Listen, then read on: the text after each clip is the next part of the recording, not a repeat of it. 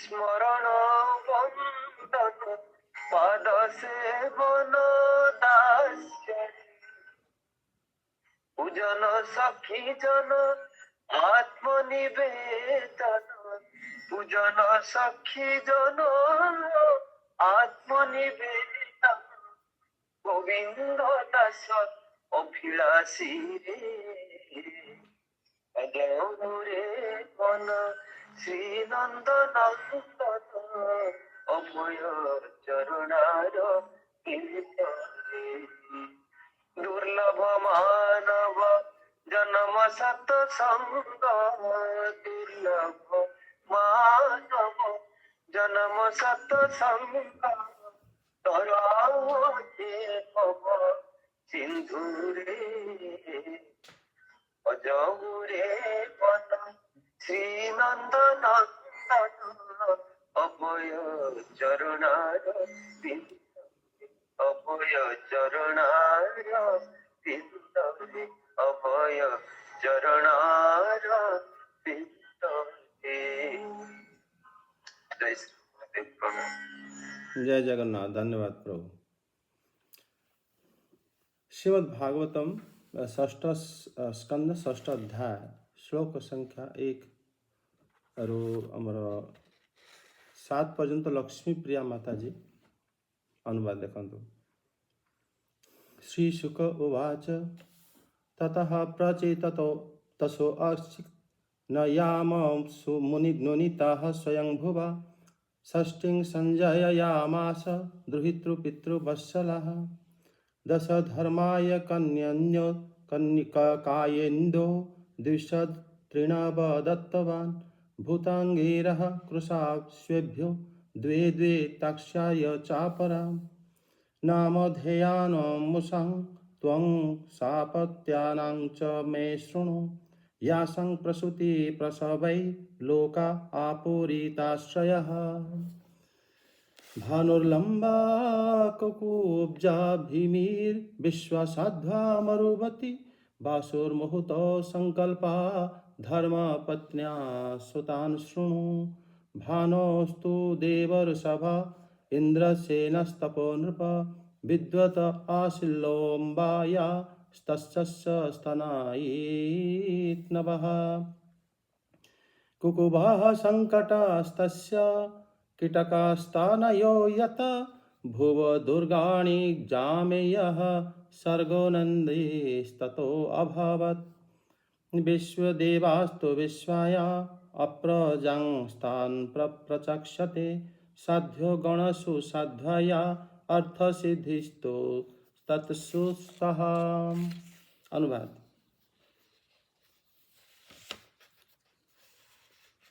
प्रणाम प्रभु जी। प्रणाम। श्री सुखदेव कही चलिले, हे परीक्षित, ए घटनारे परे ब्रह्मा दक्ष प्रजापति को बहु अनुमय विनय करिवारु से एथर निज पत्नी अश्विनीଙ୍କ गर्भरु 60ଟି कन्या उपन कले। ସେହି कन्या माने ସମସ୍ତେ ନିଜ ପିତାଙ୍କୁ ବିଶେଷ ଭଲ ପାଉଥିଲେ। ଦକ୍ଷ ପ୍ରଜାପତି ସେମାନଙ୍କ ମଧ୍ୟରୁ 10 ଜଣଙ୍କୁ ଧର୍ମଙ୍କ ସହିତ 13 ଜଣଙ୍କୁ କଶ୍ୟପଙ୍କ ସହିତ 27 ଜଣଙ୍କୁ ଇନ୍ଦ୍ରଙ୍କ ସହିତ 2 ଜଣଙ୍କୁ ବୁଧଙ୍କ ସହିତ 2 ଜଣଙ୍କୁ ଅଙ୍ଗିରାଙ୍କ ସହିତ 2 ଜଣଙ୍କୁ କୃଷ୍ୟଙ୍କ ସହିତ ଏବଂ ଅବଶିଷ୍ଟ 4 ଜଣଙ୍କୁ ତାକ୍ଷ ନାମଧାରୀ କଶ୍ୟପଙ୍କ ସହିତ ବିବାହ କରାଇ ଦେଲେ।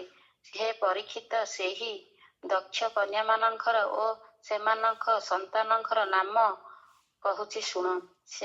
ସେହିମାନଙ୍କର ବଂଶ ପରମ୍ପରା ଏହି 3 ଲୋକରେ ବ୍ୟାପିଗଲା।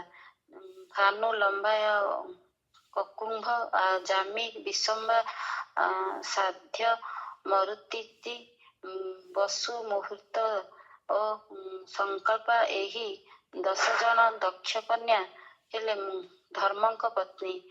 ଭାନୁଙ୍କ ପୁଅର ନାମ ଥିଲା ଦେବର୍ଷଭବ ଏବଂ ତାଙ୍କ ପୁଅର ନାମ ଇନ୍ଦ୍ରସେନ। ଲମ୍ବାଙ୍କ ପୁଅ ବିଦ୍ୟତ ଓ ତାଙ୍କ ପୁଅର ନାମ ମେଘଗଣ। ପଙ୍କୁଙ୍କ ପୁଅ ସଙ୍କଟ ଓ ତାଙ୍କ ପୁଅ କୀଟଙ୍କ ଠାରୁ ପୃଥିବୀର ସବୁ ଦୁର୍ଗମାନଙ୍କର ଅଭିମାନୀ ଦେବତାମାନେ ଜନ୍ମ ହେଲେ। ଜାମିଙ୍କ ପୁଅର ନାମ ଥିଲା ସ୍ୱର୍ଗ ଏବଂ ସ୍ୱର୍ଗଙ୍କ ପୁଅର ନାମ ନନ୍ଦୀ। ବିଶ୍ୱାଙ୍କ ପୁଅର ନାମ ବିଶ୍ୱଦେବ ଓ ସେ ନିଃସନ୍ତାନ ଥିଲେ। ସାଧ୍ୟଙ୍କ ଠାରୁ ସାଧ୍ୟଗଣ ଜନ୍ମ ହେଲେ ଓ ସେମାନଙ୍କର ପୁଅର ନାମ ହେଲା ଅସିଧି ଓ ମରୁତିଙ୍କର ମରୁତବାନ ଓ ଜୟନ୍ତ ନାମରେ ଦୁଇଟି ପୁଅ ହେଲେ। ଜୟନ୍ତ ଥିଲେ ଭଗବାନ ବାସୁଦେବଙ୍କର। ପ୍ରଭୁଜୀ ମତେ 7 ଯାଏ ହେଇଗଲା। ହଁ ହଁ, ଧନ୍ୟବାଦ ମାତାଜୀ, ଧନ୍ୟବାଦ। ଜୟ ଜଗନ୍ନାଥ। ଆଜି ଆମେ ଦକ୍ଷଙ୍କର କନ୍ୟାଙ୍କ ବିଷୟରେ ଆଜି ଆମେ ଚର୍ଚ୍ଚା କରିବା ଏବଂ ସେ ବିଷୟରେ ଶୁଣିବା। ଗତକାଲି ଆମେ ଦକ୍ଷଙ୍କର ପୁତ୍ରଙ୍କ ସମ୍ବନ୍ଧରେ ଶୁଣିଥିଲେ। ସେମାନେ ସମସ୍ତେ ନିର୍ବାଣ ବା ଭଗବତ ପ୍ରାପ୍ତି ହେଇଗଲେ ଏବଂ ଶ୍ରୀ ନାରଦଙ୍କର ଉପଦେଶ କ୍ରମେ ହେଲେ। ଶ୍ରୀ ନାରଦ ତାଙ୍କର ଗୁରୁ ରୂପରେ ତାଙ୍କୁ ଏ ଭବବନ୍ଧନର ଉଦ୍ଧାରର ଉପାୟ ତାଙ୍କୁ ଦେଇଦେଲେ। ଶ୍ରୀ ନାରଦ ଯେତେବେଳେ ସେମାନଙ୍କୁ ଉପଦେଶ ପ୍ରଦାନ କଲେ ସେତେବେଳେ ସେମାନେ ଆତ୍ମଜ୍ଞାନରେ ଜୟୀ ହୋଇ ସେମାନେ ଶ୍ରୀ ଭଗବାନଙ୍କର ଚରଣ କମଳରେ ଶରଣ ନେଇ ଏ ପୁନର୍ବାର ସଂସାରକୁ ଆସିଲେ ନାହିଁ ଏବଂ ସେମାନେ ସମସ୍ତେ ମୋକ୍ଷ ପ୍ରାପ୍ତ ହେଇଗଲେ ଏବଂ ପୁତ୍ରର କର୍ତ୍ତବ୍ୟ ମଧ୍ୟ ସେମାନେ ପୁରା କଲେ। ଯଦି କୌଣସି ବଂଶରେ ଜଣେ ଏଭଳି ଭାଗ୍ୟବାନ ଜୀବ ଜନ୍ମ ହୁଅନ୍ତି ଯେ କି ଜନ୍ମ ହେଲା ପରଠାରୁ ଶ୍ରୀ ଭଗବାନଙ୍କର ଚରଣ କମଳରେ ନିଜର ମନକୁ ରଖିଦିଅନ୍ତି, ସେମାନେ ବହୁ ଜନ୍ମର ସେ ତପସ୍ୟାର ଫଳ ବା ବହୁତ ଜନ୍ମ ନେଇ କୌଣସି ନା କୌଣସି ଜନ୍ମରେ ସେ ନିଶ୍ଚିତ କୌଣସି ନା କୌଣସି ଭକ୍ତଙ୍କୁ ନିଶ୍ଚିତ ରୂପେ ସେବା କରିଥାନ୍ତି, ଯେଉଁ ସେବାର ଫଳରୁ ସେମାନଙ୍କୁ ଭକ୍ତି ପ୍ରାପ୍ତ ହୋଇଥାଏ। ସେ କୌଣସି କର୍ମର ଫଳରୁ ଭକ୍ତି ପ୍ରାପ୍ତ ହୋଇନଥାଏ। କାରଣ ସେ ବିଷୟରେ ଆମେ ପୂର୍ବରୁ ତୃତୀୟ ସ୍କନ୍ଧରେ ଆମେ ପଢ଼ି ସାରିଛନ୍ତି। ଶ୍ରୀ ବ୍ରହ୍ମାଜୀ ଯେତେବେଳେ ଦେବତାମାନଙ୍କୁ ଉପଦେଶ ଦେଇଥିଲେ ସେତେବେଳେ ସେ କହିଥିଲେ, ଯେତେବେଳେ ଆମର ହିରଣ୍ୟାକ୍ଷଙ୍କର ଦିତିଙ୍କର ଗର୍ଭବତୀ ସମୟରେ ଯେଉଁ ଅଧ୍ୟାୟ ଅଛି ଆପଣ ଦେଖିବେ ତୃତୀୟ ସ୍କନ୍ଧର, ସେ ସମୟରେ 15 ଅଧ୍ୟାୟ ବୋଧେ, ସେ ସମୟରେ କୁହାଯାଇଛି କି ଶ୍ରୀ ଭଗବାନଙ୍କର ଯେତେବେଳେ ସିଏ ସେମାନେ ଦେବୀ ଦିତି ଯେତେବେଳେ ଗର୍ଭବତୀ ହେଇଥିଲେ ସେତେବେଳେ ସିଏ କହିଥିଲେ ଶ୍ରୀ ବ୍ରହ୍ମାଜୀ କି ସେ ଭଗବତ ଧାମ ଯେଉଁଟାକି ଭକ୍ତମାନେ ବାସ କରନ୍ତି ତାକୁ ବୈକୁଣ୍ଠ କୁହାଯାଏ। ସେ ଜାଗାରେ ସେ କହିଲେନି କି ଯେଉଁଠି ଭଗବାନ ବାସ କରନ୍ତି ତାକୁ ବୈକୁଣ୍ଠ କୁହାଯାଏ। ସେ କହିଲେ ଯେଉଁ ଜାଗାରେ ଭକ୍ତ ବାସ କରନ୍ତି, ଅକିଞ୍ଚନ କେବଳ ଶ୍ରୀ ଭଗବାନଙ୍କୁ ହିଁ ସେମାନେ ଚାହାନ୍ତି, ସେଇଟା ବୈକୁଣ୍ଠ। ଏବଂ ଯେଉଁ ଜାଗାରେ କର୍ମଭୂମି ହେଇଥାଏ ବା ମିଶ୍ରିତ ଲୋକ ରହିଥାନ୍ତି ସେଇଟା ହେଲା ମର୍ତ୍ତ୍ୟ ଲୋକ। ଆଉ ଶ୍ରୀ ଭଗବାନ ସର୍ବତ୍ର ଥାନ୍ତି, ସେ ଏଠି ବି ଅଛନ୍ତି, ଆମ ସହିତ ବି ଅଛନ୍ତି ଏବଂ ବୈକୁଣ୍ଠରେ ମଧ୍ୟ ରହିଥାନ୍ତି। ସେ ଜାଗାରେ ସେ ବର୍ଣ୍ଣନା କରିଛନ୍ତି ଶ୍ରୀ ବୈକୁଣ୍ଠ ଧାମ, ଯେଉଁ ଧାମରେ ଶ୍ରୀ ଭଗବାନ ତାଙ୍କ ଭକ୍ତମାନଙ୍କ ସହିତ ଲୀଳା କରନ୍ତି, ସେ ଯେଉଁ ଧାମ ଏଭଳି ସେ ଜାଗାରେ ଆମର ଦକ୍ଷ ପ୍ରଜାପତିଙ୍କର ପୁତ୍ରମାନେ ମଧ୍ୟ ସେ ଜାଗାକୁ ଗମନ କଲେ। ସେ ଧାମରେ କେବେ ହେଲେ କୌଣସି ପ୍ରକାରର ଦୁଃଖ କଷ୍ଟ ଏବଂ କୌଣସି ପ୍ରକାରର ସେ ଜାଗାକୁ ଯେମିତି ଏବେ ଆମର ପାଠ କରୁଥିଲେ, ଭଜନ ଗାଉଥିଲେ ନଳିନୀ ପ୍ରଭୁ, ସେଭଳି ସେ ଜାଗାରେ କେବଳ ଭକ୍ତିମୟ ହିଁ ସେ ଜାଗା ଏବଂ ସେ ଜାଗାରେ ଭକ୍ତମାନେ ହିଁ ବାସ କରିଥାନ୍ତି। ଯେତେବେଳେ ଦକ୍ଷ ପ୍ରଜାପତିଙ୍କର ପୁତ୍ରମାନେ ନିର୍ବାଣ ପ୍ରାପ୍ତ ହେଇଗଲେ ଏବଂ ଭଗବତ ଧାମ ପ୍ରାପ୍ତ ହେଇଗଲେ ସେତେବେଳେ ସିଏ ମଧ୍ୟ ଶ୍ରୀ ନାରଦଙ୍କୁ ଶ୍ରାପ ଦେଲେ ଏବଂ ସେ ସବୁ ହେଇଗଲା ଏବଂ ଶ୍ରୀ ନାରଦ ମଧ୍ୟ ତାକୁ ଗ୍ରହଣ କଲେ। ଆଉ ତାପରେ ଶ୍ରୀ ବ୍ରହ୍ମାଜୀ ଶ୍ରୀ ଦକ୍ଷଙ୍କୁ ଆସିକି ବୁଝାଇଲେ। କାରଣ ବୁଝାନ୍ତି କାହିଁକି? କାରଣ ସିଏ ସେଥିରେ ତାଙ୍କୁ ଅଜ୍ଞାନ ଗ୍ରାସ କରିଥିଲା ଏବଂ ସେଥିରେ ସିଏ ଜାଣିପାରିନଥିଲେ। ତାପରେ ସେ ଭାବୁଥିଲେ ମୁଁ ପ୍ରଜାପତି ହେଇ ମଧ୍ୟ କ'ଣ କଲି, କିଛି ପ୍ରଜାକୁ ବୃଦ୍ଧି କରିପାରିଲି ନାହିଁ। ଶ୍ରୀ ଭଗବାନଙ୍କୁ ମୁଁ ପ୍ରାର୍ଥନା କରିକି ଆସିଛି। ଶ୍ରୀ ନାରଦ ଆମର ସବୁ ପୁଅମାନଙ୍କୁ ସନ୍ନ୍ୟାସ କରିଦେଲେ। ଆଉ ଯଦି ପୁଅ ଉତ୍ପନ୍ନ କରାଇବି ସେମାନେ ମଧ୍ୟ ସେ ରାସ୍ତାକୁ ଯିବେ। ତେଣୁ ସିଏ ଶ୍ରୀଧର ସ୍ୱାମୀ ପାଦ କହୁଛନ୍ତି କି ନାରଦାତ ପୁତ୍ରାଣାମ ନାମ ଶଙ୍କମାନଃ ଦ୍ରୁହିତର୍ଜନୟା ମାସଃ। ସେ କହୁଛନ୍ତି ମାନେ ଶ୍ରୀ ନାରଦଙ୍କ ଯେଉଁ ସବୁ ପୁତ୍ରମାନଙ୍କୁ ସେ ସନ୍ନ୍ୟାସ କରିଦେଉଛନ୍ତି। କାରଣ ଏମାନେ ସମସ୍ତେ ଯେତେବେଳେ ଶ୍ରୀ ଦକ୍ଷ ଯଦି ଆପଣ ଭଗବାନଙ୍କୁ ଭକ୍ତି କରିବେ ତ ଆପଣଙ୍କର ଛୁଆମାନେ ଯଦି ଭକ୍ତ ହେଲେ ସେଥିରେ ଦୁଃଖ କରିବାର କ'ଣ ଅଛି। କିନ୍ତୁ ସେ ଭାବୁଥିଲେ ଭକ୍ତି ଭଗବାନଙ୍କୁ କରାଇବା, କିନ୍ତୁ ଆମର ପୁଅମାନେ ସବୁ ମାନେ ମିଳନ୍ତୁ ମୋତେ ଆସକ୍ତ, ସଂସାର ପ୍ରତି ଆସକ୍ତ, ଏ ସମ୍ଭବ ନୁହଁ। ଏବଂ ସେମାନେ ସମସ୍ତେ ମୁକ୍ତାତ୍ମା ଥିଲେ ଏବଂ ଶ୍ରୀ ନାରଦଙ୍କ ଉପଦେଶରେ ସେମାନେ ଭଗବତ ଧାମ ପ୍ରାପ୍ତ ହେଇଗଲେ। ଏଇଠି ତେଣୁ ସିଏ କହିଲେ, ସିଏ ମାନେ ଚିନ୍ତା କରେ ମୁଁ ଆଉ ପୁତ୍ର ଉତ୍ପନ୍ନ ନ କରି ମୁଁ ଝିଅମାନଙ୍କୁ ଉତ୍ପନ୍ନ କରେ ଯାହାକୁ ଶ୍ରୀ ନାରଦ ସନ୍ନ୍ୟାସୀ ଦୀକ୍ଷା ଦେବେ ନାହିଁ। ତେଣୁ ସେ କ'ଣ କଲେ, ତାପରେ ସିଏ ମାନେ 60 କନ୍ୟାଙ୍କୁ ଉତ୍ପନ୍ନ କରାଇଥିଲେ ଏବଂ ସେ କନ୍ୟାଙ୍କ ଠାରୁ ହିଁ ପୁରା ସଂସାର ମାନେ ଭଡ଼ି ଯାଇଥିଲା। ମାନେ ସବୁ ଋଷିମାନଙ୍କର ସେ ପତ୍ନୀ ହେଇଥିଲେ, ତାପରେ ସଂସାରର ବୃଦ୍ଧି ହେଇଥିଲା। ସେ ବିଷୟରେ ଏ ଅଧ୍ୟାୟ ଆଗେ ଆମେ ଏ ଅଧ୍ୟାୟ ବିଷୟରେ ଚର୍ଚ୍ଚା କରିବା। ଶ୍ଲୋକ 2ରେ କୁହାଯାଇଛି କି ଧର୍ମଙ୍କୁ କଶ୍ୟପ ଆମର ଧର୍ମଙ୍କୁ ଦକ୍ଷ ପ୍ରଜାପତି 10 ଜଣ ଝିଅଙ୍କ ସହିତ ବିବାହ କରାଇଲେ। କଶ୍ୟପ ମୁନିଙ୍କୁ 13 କନ୍ୟାଙ୍କୁ ବିବାହ କରାଇଲେ। ଚନ୍ଦ୍ରମାଙ୍କୁ 27ଟି ଝିଅଙ୍କ ସହିତ ବିବାହ କରାଇଥିଲେ। ଅଙ୍ଗିରା ଏବଂ କୃଷାଶ୍ୱଙ୍କୁ 2ଟି ଏବଂ ଆଉ ଆପଣ ଯେଉଁ ତର୍କ୍ଷ ନାମଧାରୀ କଶ୍ୟପ ଆଉ ଜଣେ ଥିଲେ, ତାଙ୍କୁ 4ଟି କନ୍ୟା। ଏଭଳି ଭାବରେ ଦକ୍ଷ ପ୍ରଜାପତି ତାଙ୍କର 61 କନ୍ୟାଙ୍କୁ ସମସ୍ତଙ୍କୁ ବିବାହ କରାଇଦେଲେ। ଦକ୍ଷ ସବୁବେଳେ ମାନେ ତାଙ୍କର ଝିଅମାନଙ୍କର ମାନେ ବଡ଼ ସ୍ନେହୀ ପିତା ଥିଲେ। ପୂର୍ବ ଜନ୍ମରେ ବି ସେଇଆ ଥିଲେ। ପୂର୍ବଜନ୍ମରେ ଯେତେବେଳେ ମାତା ସତୀ ତାଙ୍କର କନ୍ୟା ଥିଲେ ସେତେବେଳେ ମଧ୍ୟ ସବୁ କନ୍ୟାକୁ ସେ ବହୁତ ଆଦର କରନ୍ତି ଏବଂ ସେ ଅନୁସାରେ ସେ ବିବାହ ମଧ୍ୟ କରାଇଥିଲେ। ଏ ଜନ୍ମରେ ମଧ୍ୟ ସେ ସେଇଆ କଲେ। ତାପରେ ସେମାନଙ୍କର ଯେଉଁ ସନ୍ତାନଙ୍କର ବଂଶ ଅନୁସାରେ ସେ ସନ୍ତାନଙ୍କର ବଂଶରୁ ସମ୍ପୂର୍ଣ୍ଣ ତ୍ରିଲୋକ ଭର୍ତ୍ତି ହୋଇଯାଇଥିଲା। ଏବଂ ଏଠି ମାନେ ତାଙ୍କର ପ୍ରଥମେ ସେ ଧର୍ମଙ୍କର ଯେଉଁ ମାନେ କନ୍ୟାମାନେ ଧର୍ମଙ୍କୁ ବିବାହ କରିଥିଲେ ସେମାନଙ୍କର ନାଁ ଏବଂ ସେମାନଙ୍କର ବଂଶରେ କିଏ କିଏ ଆସିଲେ ସେ ବିଷୟରେ ଶ୍ରୀ ଶୁକଦେବ ଗୋସ୍ୱାମୀ ପାଦ ବର୍ଣ୍ଣନ କରୁଛନ୍ତି। ଭାନୁ, ଲମ୍ବା, ଜାମିହି, ବିଶ୍ବା, ସାଧ୍ୱା, ମରୁବତୀ, ବସୁ, ମୁହୂର୍ତ୍ତା ତଥା ସଂକଳ୍ପା। ଏମାନେ ହେଲେ 10 ପତ୍ନୀ ଯିଏକି ଧର୍ମଙ୍କର ପତ୍ନୀ। ଏବଂ ଯେ ଭାନୁଙ୍କର ପୁତ୍ର ଋଷଭ ଏବଂ ଦେବଭୂଷଣଙ୍କର ପୁତ୍ର ହେଲେ ଇନ୍ଦ୍ରସେନ ଏବଂ ଲମ୍ବାଙ୍କର ପୁତ୍ର ହେଲେ ବିଦ୍ୱତ ଏବଂ ବିଦ୍ୱତଙ୍କ ପୁତ୍ର ହେଲେ ମେଘଗଣ। ମାନେ କୁକୁବଙ୍କର ପୁତ୍ର ହେଲେ ସଙ୍କଟ ଏବଂ କିକଟଙ୍କର ଏବଂ ତାଙ୍କ ପୁତ୍ର ହେଲେ କିକଟ। କିକଟଙ୍କର ପୁତ୍ରରେ ମାନେ ସବୁ ଦୁର୍ଗ ବା ଯେତେ ପୃଥିବୀର କିଲା ଅଛି ତାଙ୍କର ଅଭିମାନୀ ଦେବତା ତାଙ୍କ ପୁତ୍ର ହେଲେ। ଜାମିଙ୍କ ପୁତ୍ରର ନାମ ହେଲା ସ୍ୱର୍ଗ ଏବଂ ସ୍ୱର୍ଗଙ୍କ ପୁତ୍ର ହେଲେ ନନ୍ଦୀ। ଏବଂ ବିଶ୍ୱାଙ୍କର ପୁତ୍ର ହେଲେ ବିଶ୍ୱଦେବ ଏବଂ ତାଙ୍କର କୌଣସି ସନ୍ତାନ ନଥିଲେ। ସାଧ୍ୱଙ୍କ ପୁତ୍ର ହେଲେ ସାଧ୍ୟଗଣ ଏବଂ ତାଙ୍କର ପୁତ୍ରର ନାମ ଥିଲା ଅର୍ଥସିଦ୍ଧ। ଏଭଳି ଭାବରେ ମାନେ ଯେଉଁ ଧର୍ମଙ୍କର ଯେଉଁ ପତ୍ନୀ ଥିଲେ ସେମାନଙ୍କର ଯେଉଁ ବଂଶ ସମ୍ବନ୍ଧରେ ଶ୍ରୀ ଶୁକଦେବ ଗୋସ୍ୱାମୀ ପାଦ ବଡ଼ ସଂକ୍ଷେପରେ ବର୍ଣ୍ଣନ କରିଛନ୍ତି।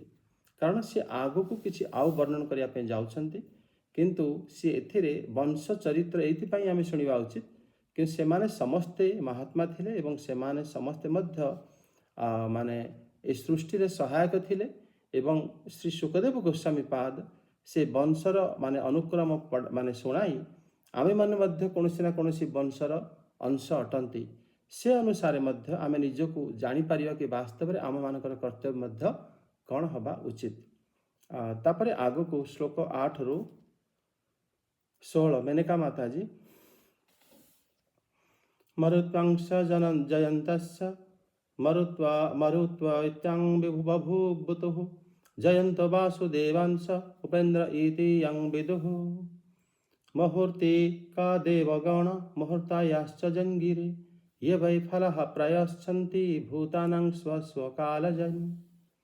संकल्पायाश्च संकल्पः कामः संकल्पजः स्मृतः वसवो अष्टो वसवो वसो पुत्रस्ते संनामानि मे शृणु द्रोणः प्राणः ध्रुवो अर्को अग्निर्दोषैर्वासुर्विभावसुः द्रोणो स्याद् भीमते पत्न्याः हर्षशोकभयादयः प्राणस्योर्जस्वती भार्या सह आयुः पुरोजवः ध्रुवस्य भार्याः धरणीरसुतः विविधा पुरः अर्कस्य वासन भार्या पुत्रस्तसार्दयः स्मृता अग्निर्भार्यः वसोधरा पुत्र द्रविणकादयः स्कन्दस्य कृतिका पुत्रो ये विशाखादयस्तनः स्ततः दोषस्य शर्वरीपुत्रः शिशुमारो हरे कला वसोराङ्गिराशि पुत्रो विश्वकर्मा अकृतिपतिः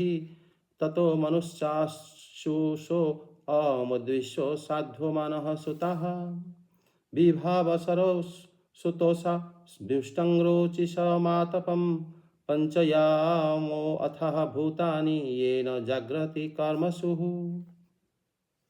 अनुवाद। प्रभु जी प्रणाम। जय जगन्नाथ। जय जगन्नाथ। ମରୁତତିଙ୍କର ମରୁତାନ ଓ ଜୟନ୍ତ ନାମରେ ଦୁଇଟି ପୁଅ ହେଲେ। ଜୟନ୍ତ ଥିଲେ ଭଗବାନ ବାସୁଦେବଙ୍କର ଅଂଶ। ଲୋକେ ତାକୁ ଉପେନ୍ଦ୍ର ବୋଲି ମଧ୍ୟ କହନ୍ତି। ମହୂର୍ତ୍ତାଙ୍କ ଠାରୁ ମୁହୂର୍ତ୍ତ ମାନଙ୍କର ଅଭିମାନୀ ଦେବତାମାନେ ଜନ୍ମ ହେଲେ। ସେମାନେ ନିଜ ନିଜ ମୁହୂର୍ତ୍ତରେ ଜନ୍ମ ହୋଇଥିବା ଜୀବମାନଙ୍କୁ ସେମାନଙ୍କର କର୍ମ ଅନୁସାରେ ଫଳ ଦିଅନ୍ତି। ସଂକଳ୍ପାଙ୍କ ପୁଅର ନାମ ସଂକଳ୍ପ ଏବଂ ତାଙ୍କ ପୁଅ ହେଲେ କାମ। ଅଷ୍ଟବସୁ ଥିଲେ ବସୁଙ୍କର ପୁତ୍ର। ଅଷ୍ଟବସୁଙ୍କ ନାମ ହେଉଛି ଦ୍ରୋଣ, ପ୍ରାଣ, ଦୁର୍ବ, ଅର୍କ, ଅଗ୍ନି, ଦୋଷ, ବସୁ ଓ ବିଭାବସୁ। ଦ୍ରୋଣଙ୍କ ପତ୍ନୀଙ୍କ ନାମ ଅଭିମତି। ତାଙ୍କ ଗର୍ଭରୁ ହର୍ଷ, ଶୋକ, ଭୟ ଆଦିର ଅଭିମାନୀ ଦେବତାମାନେ ଜନ୍ମ ହେଲେ। ପ୍ରାଣଙ୍କ ପତ୍ନୀ ଉର୍ଜସ୍ୱତୀଙ୍କ ଗର୍ଭରୁ ସହ, ଆୟୁ ଓ ପୁରଜବ ନାମକ 3 ପୁତ୍ର ଜନ୍ମ ହେଲେ। ଦୁର୍ବଙ୍କ ପତ୍ନୀ ଧରଣୀ ନଗର ମାନଙ୍କର ଅଭିମାନୀ ଦେବତାଙ୍କୁ ଜନ୍ମ ହେଲେ। ଅର୍କଙ୍କ ପତ୍ନୀ ବାସନାଙ୍କ ଗର୍ଭରୁ ତର୍ଷ, ତୃଷ୍ଣା ଆଦି ପୁତ୍ର ଜନ୍ମ ହେଲେ। ଅଗ୍ନି ନାମକ ବସୁଙ୍କ ପତ୍ନୀ ଧାରାଙ୍କ ଗର୍ଭରୁ ବଦ୍ରିଣକ ଆଦି ଅନେକ ପୁତ୍ର ଜନ୍ମ ହେଲେ। କୃତ୍ତିକାଙ୍କ ପୁତ୍ର ସ୍କନ୍ଦ ମଧ୍ୟ ଅଗ୍ନିଙ୍କର ସନ୍ତାନ ଥିଲେ। ସ୍କନ୍ଦଙ୍କ ଠାରୁ ବିଶାଖ ଆଦିଙ୍କର ଜନ୍ମ ହୋଇଥିଲା। ଦୋଷଙ୍କ ପତ୍ନୀ ଶର୍ବରୀଙ୍କ ଗର୍ଭରୁ ଶିଶୁମାର ଜନ୍ମ ହେଲେ। ସେ ହେଉଛନ୍ତି ଭଗବାନଙ୍କର କଳାବତାର। ବସୁଙ୍କ ପତ୍ନୀ ଅଙ୍ଗିରସୀଙ୍କ ଠାରୁ ଶିଳ୍ପ କଳାର ଅଧିପତି ବିଶ୍ୱକର୍ମା ଜନ୍ମ ହେଲେ। ବିଶ୍ୱକର୍ମାଙ୍କ ପତ୍ନୀ କୃତିଙ୍କ ଗର୍ଭରୁ ଚାକ୍ଷୁଷ ମନୁ ଜନ୍ମ ହେଲେ ଏବଂ ଚାକ୍ଷୁଷ ମନୁଙ୍କର ପୁତ୍ର ଥିଲେ ବିଶ୍ୱଦେବ ଓ ସାଧ୍ୟଗଣ। ବାସୁଦେବଙ୍କ ପତ୍ନୀଙ୍କ ଉଷାଙ୍କର 3 ପୁତ୍ରଙ୍କ ନାମ ହେଉଛି ଦୃଷ୍ଟ, ରୋଚିସ ଓ ଆତପ। ସେହି 3ଙ୍କ ମଧ୍ୟରୁ ଆତପଙ୍କର ପଞ୍ଚଜାମ ଦିବସ ନାମକ ପୁତ୍ର ଜନ୍ମ ହେଲା। ସେହି ପଞ୍ଚଜାମକ ହେତୁ ସକଳ ଜୀବ ନିଜ ନିଜ କର୍ମରେ ଲାଗି ରହନ୍ତି। ପ୍ରଭୁଜୀ ପ୍ରଣାମ। ଜୟ ଜଗନ୍ନାଥ। ଜୟ ଜଗନ୍ନାଥ। ଧନ୍ୟବାଦ ମାତାଜୀ। ଦେଖ ଏଇ ସଂସାରରେ ଆମର କେମିତି ଯେଉଁ ଦକ୍ଷ ପ୍ରଜାପତିଙ୍କର କନ୍ୟାଙ୍କର ଯେଉଁ ବଂଶ, ଏଥିରେ ଦକ୍ଷ ପ୍ରଜାପତିଙ୍କର ମଧ୍ୟ ରହୁଛି ଅଂଶ। ସେ କହୁଛନ୍ତି ତାଙ୍କର କନ୍ୟାଙ୍କର ବଂଶରେ ସୃଷ୍ଟିରେ ପ୍ରତ୍ୟେକ ଜାଗାରେ ମାନେ ପ୍ରଜା ଭର୍ତ୍ତି ହେଇଯାଇଥିଲେ। ଏଠି ଦେଖନ୍ତୁ ଆମର ଦକ୍ଷ ପ୍ରଜାପତିଙ୍କର ଯେଉଁ ପ୍ରଥମ 10ଟି କନ୍ୟାଙ୍କର ବିବାହ ଧର୍ମ ଦେବତାଙ୍କ ସହିତ ହେଇଥିଲା, ସେଥିରେ ଭାନୁ ଆଉ ଲମ୍ବା ଏବଂ କକୁପ ଏବଂ ଜାମି ଏବଂ ବିଶ୍ଵା ଏବଂ ସାଧ୍ୱା। ଏବେ ମାତାଜୀ ଯେଉଁ ପାଠ କଲେ ସେଥିରେ ଥିଲେ ମରୁତ୍ୱତୀ ଏବଂ ଥିଲେ ମୁହୂର୍ତ୍ତା ବସୁ ଏବଂ ସଂକଳ୍ପ। ଏଥିରେ ଯେଉଁ ବସୁ ଥିଲେ ତାଙ୍କର ପୁତ୍ରଙ୍କୁ ବସୁ କୁହାଯାଏ, ତାଙ୍କର ନାମକରଣ ସେଇଠୁ ହୋଇଥିଲା। ଏବଂ ସେମାନେ ଯେଉଁ 10 ଜଣ ବସୁ ଥିଲେ ସେମାନେ ଦ୍ରୋଣ, ପ୍ରାଣ, ଧ୍ରୁବ, ଅର୍କ, ଅଗ୍ନି, ଦୋଷ, ବସୁ, ବିଭାବସୁ ଏବଂ ବସୁ। ଏମାନେ ଯେଉଁ ଦ୍ରୋଣଙ୍କର ଯେଉଁ ପତ୍ନୀଙ୍କର ଗର୍ଭରୁ ସେ ଥିଲେ ହର୍ଷ ଏବଂ ଶୋକ, ଭୟ। ଦେଖନ୍ତୁ ଇଏ ସବୁ ଗୋଟେ ଗୋଟେ ଗୁଣ ଏବଂ ଏ ପ୍ରକାର ଗୁଣରେ ମଧ୍ୟ ଏ ଗୁଣ ମଧ୍ୟ ଲୋକମାନଙ୍କୁ ବ୍ୟାପ୍ତ କରିଥାଏ। କିନ୍ତୁ ଏହାର ମଧ୍ୟ ସେମାନେ ସବୁ ଦେବତା ଥିଲେ। ଏବଂ ତାପରେ ପ୍ରାଣଙ୍କର ପତ୍ନୀ ଯେ ପ୍ରାଣ ଥିଲେ, ଆଉ ଜଣେ ତାଙ୍କର ଯେଉଁ ମାନେ ବସୁ ଯେଉଁ 8 ଜଣ ବସୁ ହୋଇଥିଲେ ସେଥିରେ ପ୍ରାଣ ମଧ୍ୟ ଜଣେ ପୁତ୍ର ଥିଲେ। ପ୍ରାଣଙ୍କର ତାଙ୍କର ଯେଉଁ ପୁତ୍ର ଆସିଥିଲେ ସେମାନେ ଥିଲେ ଓଜ ଏବଂ ପୁରଜବ। ଏବଂ ଧ୍ରୁବଙ୍କର ପତ୍ନୀ ଥିଲେ ଧରଣୀ ଏବଂ ଯେଉଁ ଯିଏକି ମାନେ ନଗର ଏବଂ ଅଭିମାନୀ ଦେବତା ରୂପରେ ସେ ଜନ୍ମ ହେଇଥିଲେ। ମାନେ ଦେଖନ୍ତୁ ଧରଣୀ ସିଏ ପୃଥିବୀର ନାଁ ଆମେ ଭାବନ୍ତି ସେ ବିଶେଷଣ, କିନ୍ତୁ ସିଏ ମଧ୍ୟ ମାନେ ଧର୍ମଙ୍କର ପୁତ୍ର ଥିଲେ, ମାନେ ବସୁଙ୍କର ପୁତ୍ର ସେମାନେ ଥିଲେ। କାରଣ ବସୁ ଯେଉଁ ଜାଗାରେ ବାସ କରନ୍ତି ତାକୁ ବସୁ କୁହାଯାଏ। ଏବଂ ଅର୍କ ହେଲେ ସୂର୍ଯ୍ୟଙ୍କ ଗୋଟେ ଆମେ ଭାବନ୍ତି ସୂର୍ଯ୍ୟଙ୍କର ଗୋଟେ ପ୍ରତିଶବ୍ଦ ହେଲା ଅର୍କ, କାରଣ ଭାଗବତକୁ ଅର୍କ କୁହାଯାଏ ନା, ଶାସ୍ତ୍ର ଅର୍କ। ତେଣୁ ଏଠି କୁହାଯାଇଛି ଅର୍କଙ୍କର ପତ୍ନୀଙ୍କର ନାମରେ ମାନେ ତାଙ୍କର ଯେଉଁ ପୁତ୍ର ଥିଲେ ମାନେ ତୃଷ୍ଣ, ବାସନା ଏମାନେ ସବୁ ଆସିଥିଲେ। ଏବଂ ଅଗ୍ନିଙ୍କର ପତ୍ନୀ ଥିଲେ ବସୋର୍ଦ୍ଧାରା ଏବଂ ଦ୍ରବିଣକ। ଏବଂ ଆମର ଯେଉଁ ତାପରେ ଯେଉଁ ପୁତ୍ର ଥିଲେ ଯେଉଁ ବସୁଙ୍କର ଦୋଷ, ତାଙ୍କର ପତ୍ନୀର ନାମ ସର୍ବରୀ ଏବଂ ସେଠୁ ତାଙ୍କର ଶିଶୁମାର ନାମକ ପୁତ୍ର ହେଲେ। ଶିଶୁମାର ଆମେ ଯେଉଁ ପଞ୍ଚମ ସ୍କନ୍ଧରେ ଯେଉଁ ଶିଶୁମାର ପଢ଼ିଥିଲେ, ଯେଉଁ ଧ୍ରୁବ ତାରାଙ୍କ ତଳେ ଯେତେ ଯେଉଁ ତାରାମାନେ ରହନ୍ତି ସେମାନେ ଗୋଟେ ଆକାଶ ଗଙ୍ଗା ଭଳି, ମିଲ୍କି ୱେ ଗ୍ୟାଲେକ୍ସି ଭଳି ସେ ଗୋଟେ ରାସ୍ତାରେ ରହନ୍ତି। ସେଥିରେ ମଧ୍ୟ ଜଣେ ଦେବତା ଅବସ୍ଥାନ କରିଥାନ୍ତି। ସେ ଦେବତା ହେଲେ ଆମର ଇଏ ଶିଶୁମାର। ସେ ଭଗବାନଙ୍କର ଅଂଶ, ଶ୍ରୀହରିଙ୍କର କଳା, ହରେ କଳା ଶିଶୁମାର, ଏ କଥା ସୁଖଦେବ ଗୋସ୍ୱାମୀ ପାଦ ବର୍ଣ୍ଣନ କରିଛନ୍ତି। ବସୁଙ୍କର ପତ୍ନୀଙ୍କ ନାମ ହେଲା ଅଙ୍ଗିରସ ଏବଂ ତାଙ୍କର ଯେଉଁ ପୁତ୍ର ହେଲେ ବସୁ, ତାଙ୍କର ପୁତ୍ର ବିଶ୍ୱକର୍ମା ଦେବ ହେଲେ। ତାମାନେ ବିଶ୍ୱକର୍ମା ଦେବ ଯିଏ ସେ ଧର୍ମଙ୍କର ନାତି ଭଳି, ମାନେ ଆମର ଯେଉଁ ଦକ୍ଷ ପ୍ରଜାପତିଙ୍କର ଯେଉଁ ମାନେ ବସୁ ନାମକ ଯେଉଁ ଥିଲେ କନ୍ୟା, ତାଙ୍କର ପୁତ୍ର ଯିଏ ତାଙ୍କ ନାମ ବି ବସୁ ଥିଲା, ତାଙ୍କରି ପୁତ୍ର ହେଲେ ସେ ବିଶ୍ୱକର୍ମା। ଏବଂ ତାଙ୍କର ପୁତ୍ର ବିଶ୍ୱକର୍ମାଙ୍କ ପୁତ୍ର ହେଲେ ଚାକ୍ଷୁଷ ମନୁ, ସେ ଆଗେ ଆମର ମନୁ ହେଇଛନ୍ତି। ଏବଂ ତାଙ୍କର ପୁତ୍ର ହେଲେ ବିଶ୍ୱଦେବ ଏବଂ ସାଧ୍ୟଗଣ। ବିଭାବସ ନାମକ ପତ୍ନୀ ତାଙ୍କର ଉଷାଙ୍କ ଗର୍ଭରୁ ବିଉଷ୍ଟ ରୋଚିଷ ଆତପ ହେଲେ। ଏବଂ ଆତପ ଯିଏ ସିଏ ହେଲେ ଦିବସ, ମାନେ ସିଏ ହେଲେ ଦିନର ଅଭିମାନୀ ଦେବତା, ସିଏ ହେଲେ ଆତପ। ତେଣୁ ଆମେ ଯେଉଁ ମାନେ ଭଜନରେ ଗାଆନ୍ତି ଶୀତ ଆତପ ବୁତ ବାତ ବାରିଷଣ, ଯେଉଁ ଆତପ ଶବ୍ଦ ସେ ଏଙ୍କର ନାଁ ଅନୁସାରେ ହେଇଛି। ଏବଂ ଏମାନେ ସବୁ ତାଙ୍କର ଅଭିମାନୀ ଦେବତା ରୂପରେ ଏ ପୁରା ଦୁନିଆରେ ଭର୍ତ୍ତି ହେଇଯାଇଥିଲେ। ଏଙ୍କ ପୂର୍ବରୁ ମଧ୍ୟ ଦିନ ରହୁଥିଲା, କିନ୍ତୁ ତାର ଅଭିମାନୀ ଦେବତା ବା ତାଙ୍କ କୌଣସି ମାନେ ଦେବତା ରୂପରେ ତାଙ୍କୁ ରଖାଯାଇଥିଲା ଏବଂ ସେ ଅନୁସାରେ ଏସବୁ ବିଭାଜନ ହେଇଥିଲା। ଏବଂ ଆଗେ ଶୋକ 17ରୁ 22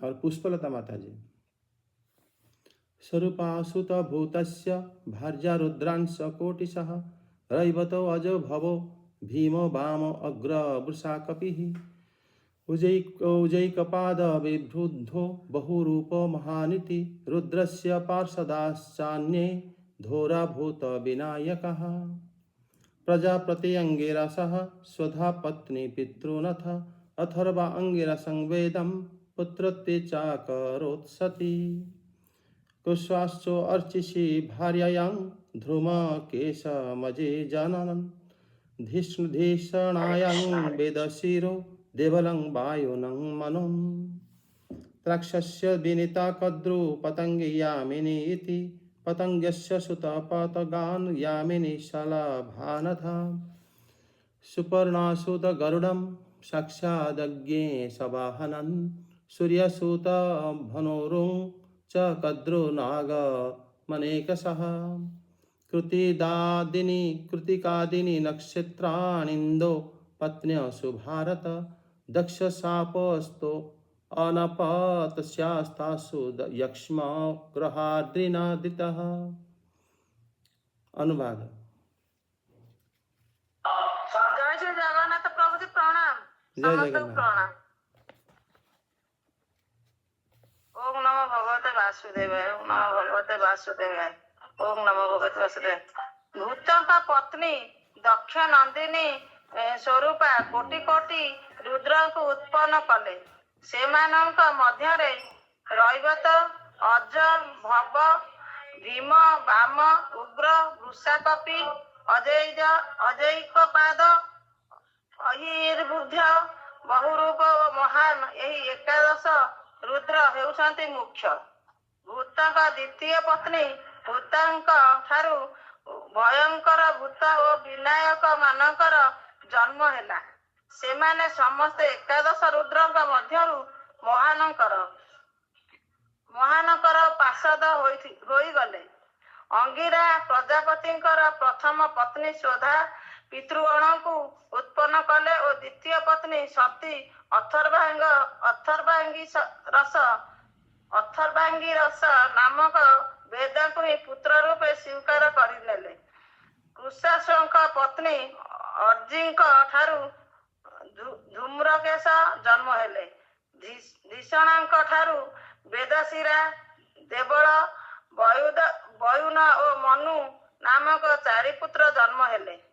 ତାକ୍ଷ ନାମକ କଶ୍ୟପଙ୍କର ବିନତା କହୁ ପତଙ୍ଗା ଓ ଯାମିନୀ ନାମରେ 4 ଜଣ ପତ୍ନୀ ଥିଲେ। ପତଙ୍ଗାଙ୍କ ଠାରୁ ପକ୍ଷୀମାନେ ଓ ଯାମିନୀଙ୍କ ଠାରୁ ଶଲଭ ପତଙ୍ଗମାନେ ଜନ୍ମ ହେଲେ। ବିନତାଙ୍କ ପୁତ୍ରଙ୍କ ନାମ ଗରୁଡ଼। ଗରୁଡ଼ ହୋଇଗଲେ ଭଗବାନ ବିଷ୍ଣୁଙ୍କର ବାହନ। ବିନତାଙ୍କର ଦ୍ୱିତୀୟ ପୁତ୍ରର ନାମ ହେଲା ଅରୁଣ। ସେ ହେଲେ ଭଗବାନ ସୂର୍ଯ୍ୟଙ୍କର ସାରଥୀ। କର୍ତ୍ତୃଙ୍କ ଠାରୁ ବହୁ ନାଗ ଉତ୍ପନ୍ନ ହେଲେ। ଓಂ ନମୋ ଭଗବତେ ବାସୁଦେବ। ପ୍ରଭୁ ମତେ କ୍ଷମା କର, ତଥ୍ୟ ପଢିଦେଲି ଏପଟ ସେପଟ ଭୁଲ ହେଇଗଲା। ଧନ୍ୟବାଦ ମାତା। ଜୟ ଜଗନ୍ନାଥ। ଏଠି ମାନେ ଶ୍ଲୋକ 23ରୁ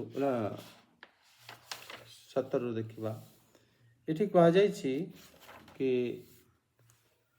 ଦକ୍ଷଙ୍କର 2 ପୁତ୍ର ସେ ଭୂତଙ୍କୁ ଅର୍ପଣ କରିଥିଲେ। ଯେଉଁମାନେ ଭୂତଙ୍କର ପ୍ରଥମ ପତ୍ନୀ ଯେଉଁ ସ୍ୱରୂପାଙ୍କ ଠାରୁ ବହୁତ ରୁଦ୍ରମାନେ ସବୁ ଜନ୍ମ ହୋଇଥିଲେ। ସେମାନେ ସବୁ ଭଗବାନ ଶିବଙ୍କର ପାର୍ଷଦ ଥିଲେ ଏବଂ ସେମାନଙ୍କ ମଧ୍ୟରେ ରୈବତ, ଅଜ, ଭବ, ଭୀମ, ବାମ, ଉଗ୍ର, ବୃଷାକପି, ଔଜକପାଦ, ଅହିର୍ଭୁନ୍ୟ, ବହୁରୂପ, ମହାନ ଏସବୁ 11 ଜଣ ମୁଖ୍ୟ ପାର୍ଷଦ ରୂପେ ଭଗବାନଙ୍କର ଶିବଙ୍କ ସେବା କରନ୍ତି। ଭୂତଙ୍କର ଆଉ ଜଣେ ପତ୍ନୀ ମଧ୍ୟ ସେ ଦକ୍ଷଙ୍କର ଝିଅ ଥିଲେ। ତାଙ୍କର ନାଁ ହେଲା ଭୂତା। ତାଙ୍କ ଠାରୁ ବିନାୟକ ମାନେ ଜନ୍ମ ହେଲେ। ବିନାୟକ ଏବଂ ଭୂତ ଏମାନେ ସବୁ ରୁଦ୍ର ଗଣରେ ଗଣାଯାଆନ୍ତି। ଆପଣମାନେ ଯେତେବେଳେ ରାମଚରିତ ମାନସ ପାଠ କରିଥିବେ ଭଗବାନ ଶିବଙ୍କର ବିବାହରେ ଏମାନେ ସମସ୍ତେ ସବୁ ବରଯାତ୍ରୀ ହେଇଥିଲେ। ଆଉ ଆପଣ ଦେଖିବେ ଶିବଙ୍କ ପୁରାଣରେ, ଶିବ ମହାପୁରାଣରେ ମଧ୍ୟ ଏମାନେ ସବୁ ଯେଉଁ ବିନାୟକ ଏବଂ ଯେଉଁମାନେ ରୁଦ୍ରଙ୍କର ଗଣ ଏମାନେ ସମସ୍ତେ ଦକ୍ଷଙ୍କର ଯେଉଁ ଭୂତା ଏବଂ ସ୍ୱରୂପା ଏ 2 ଜଣଙ୍କ ଠାରୁ ସେମାନେ ସବୁ ଜାତ ହୋଇଥିଲେ। ତାଙ୍କର ପତି ଥିଲେ ଭୂତ। ତାପରେ ଦକ୍ଷଙ୍କର ପ୍ରଜାପତିଙ୍କର 2 ଜଣ ଝିଅ ଅଙ୍ଗିରାଙ୍କୁ ବିବାହ କରିଥିଲେ ଏବଂ ଅଙ୍ଗିରାଙ୍କର ପତ୍ନୀଙ୍କର ଯେଉଁ ସ୍ୱଧା ନାମକ ପତ୍ନୀଙ୍କ ଠାରୁ ପିତର ଲୋକମାନେ ସବୁ ଉତ୍ପନ୍ନ ହୋଇଥିଲେ। ଏବଂ ଅଙ୍ଗିରାଙ୍କର ଦ୍ୱିତୀୟ ପତ୍ନୀ ଯିଏ ଥିଲେ ସତୀ, ତାଙ୍କର ଠାରୁ ମାନେ ଅଥର୍ବ ଅଙ୍ଗିରସ ବେଦକୁ ହିଁ ପୁତ୍ର ରୂପରେ ସେ ସ୍ୱୀକାର କରିଥିଲେ। ଏବଂ ତାପରେ ଦକ୍ଷ କୃଷାଶ୍ୱଙ୍କୁ ସେ 2 କନ୍ୟାଙ୍କ ସହିତ ବିବାହ କରାଇଥିଲେ। ତାଙ୍କର ଅର୍ଚି ନାମକ ଯେଉଁ ମାନେ ପତ୍ନୀଙ୍କ ଠାରୁ ଧୂମକେଶ ଜନ୍ମ ହୋଇଥିଲେ ଏବଂ ତାପରେ ଧିଷଣଙ୍କର ଠାରୁ 4 ପୁତ୍ର ଜନ୍ମ ହୋଇଥିଲେ। 2 ଜଣ ତାଙ୍କର ଦକ୍ଷଙ୍କର କନ୍ୟା ସେ ହେଲେ ଅର୍ଚି ଏବଂ ଧିଷଣା। ଏବଂ ଏଭଳି ଭାବରେ ସେ ବେଦଶିରା, ଦେବଳ ଏବଂ ବୟୋନି ଏବଂ ମନୁ ଜନ୍ମ ହୋଇଥିଲେ। ତାପରେ ତାର୍କ୍ଷ୍ୟ ନାମଧାରୀ କଶ୍ୟପ, ଇଏ ଆଉ ଜଣେ କଶ୍ୟପ ଥିଲେ। କଶ୍ୟପ ମୁନି ଏବଂ ତ୍ରାକ୍ଷ୍ୟ ନାମଧାରୀ କଶ୍ୟପ। ଏଙ୍କୁ ମାନେ ଭାଗବତମରେ ତ୍ରାକ୍ଷସ୍ୟ ତ୍ରାକ୍ଷସ୍ୟ କୁହାଯାଏ। ତା ପୂର୍ବରୁ ତ୍ରାକ୍ଷସ୍ୟ କଶ୍ୟପ କୁହାଯାଇଥିଲା। ଏଙ୍କର 4 ଜଣ ପତ୍ନୀ ଥିଲେ ବିନିତା, କଦ୍ରୁ, ପତଙ୍ଗୀ ଏବଂ ୟାମିନୀ। ଏ 4 ଜଣ ହେଲେ ଦକ୍ଷଙ୍କର ଝିଅ ଏବଂ ଏଥିରୁ ବିନିତାଙ୍କର ଯେଉଁ ମାନେ ଯିଏ ଥିଲେ ଆମର ପତଙ୍ଗୀଙ୍କ ଠାରୁ ପକ୍ଷୀମାନଙ୍କର ସିଏ ଅଧିଷ୍ଠାତା ଥିଲେ ଏବଂ ପକ୍ଷୀମାନଙ୍କର ସମୃଦ୍ଧି ପାଇଁ ସିଏ ହିଁ ତାଙ୍କର ଦାୟିତ୍ୱ ସିଏ ନେଇଥିଲେ ଏବଂ ସିଏ ହିଁ ତାଙ୍କର ପକ୍ଷୀମାନଙ୍କୁ ମାନେ ଆଗକୁ ବଂଶ ବୃଦ୍ଧି ବା ଜନ୍ମ କରାଇବାର ଦାୟିତ୍ୱ ପତଙ୍ଗୀଙ୍କ ପାଖରେ ଥିଲା। ଏବଂ ସୁପର୍ଣ୍ଣା ଯିଏକି ବିନିତାଙ୍କ ଠାରୁ ମାନେ 2ଟି ପ୍ରସିଦ୍ଧ ପୁତ୍ର ହେଇଥିଲେ ଯିଏକି ଗରୁଡ଼ ଏବଂ ଅରୁଣ। ଶ୍ରୀ ଗରୁଡ଼ ହେଲେ ଶ୍ରୀ ଭଗବାନଙ୍କର ବାହନ ହେଇଥିଲେ ଏବଂ ଶ୍ରୀ ଅରୁଣ ହେଲେ ଶ୍ରୀ ସୂର୍ଯ୍ୟଦେବଙ୍କର ବାହନ ହେଇଥିଲେ। ଏବଂ କଦ୍ରୁଙ୍କର ମାନେ ସବୁ ପୁତ୍ର ମାନେ ନାଗ ହେଇଥିଲେ ଏବଂ ଏଥିରେ ଆମର ଯେଉଁ ତାକ୍ଷ ନାମଧାରୀ କଶ୍ୟପଙ୍କର ବିନିତା, କଦ୍ରୁ, ପତଙ୍ଗୀ ଏବଂ ୟାମିନୀ ମାନେ ଏଙ୍କର ଯେଉଁ ଦକ୍ଷଙ୍କର ଝିଅଙ୍କ ଠାରୁ ଏଭଳି ଭାବରେ ସନ୍ତାନ ଆଗରୁ ବୃଦ୍ଧି ହେଇଥିଲା।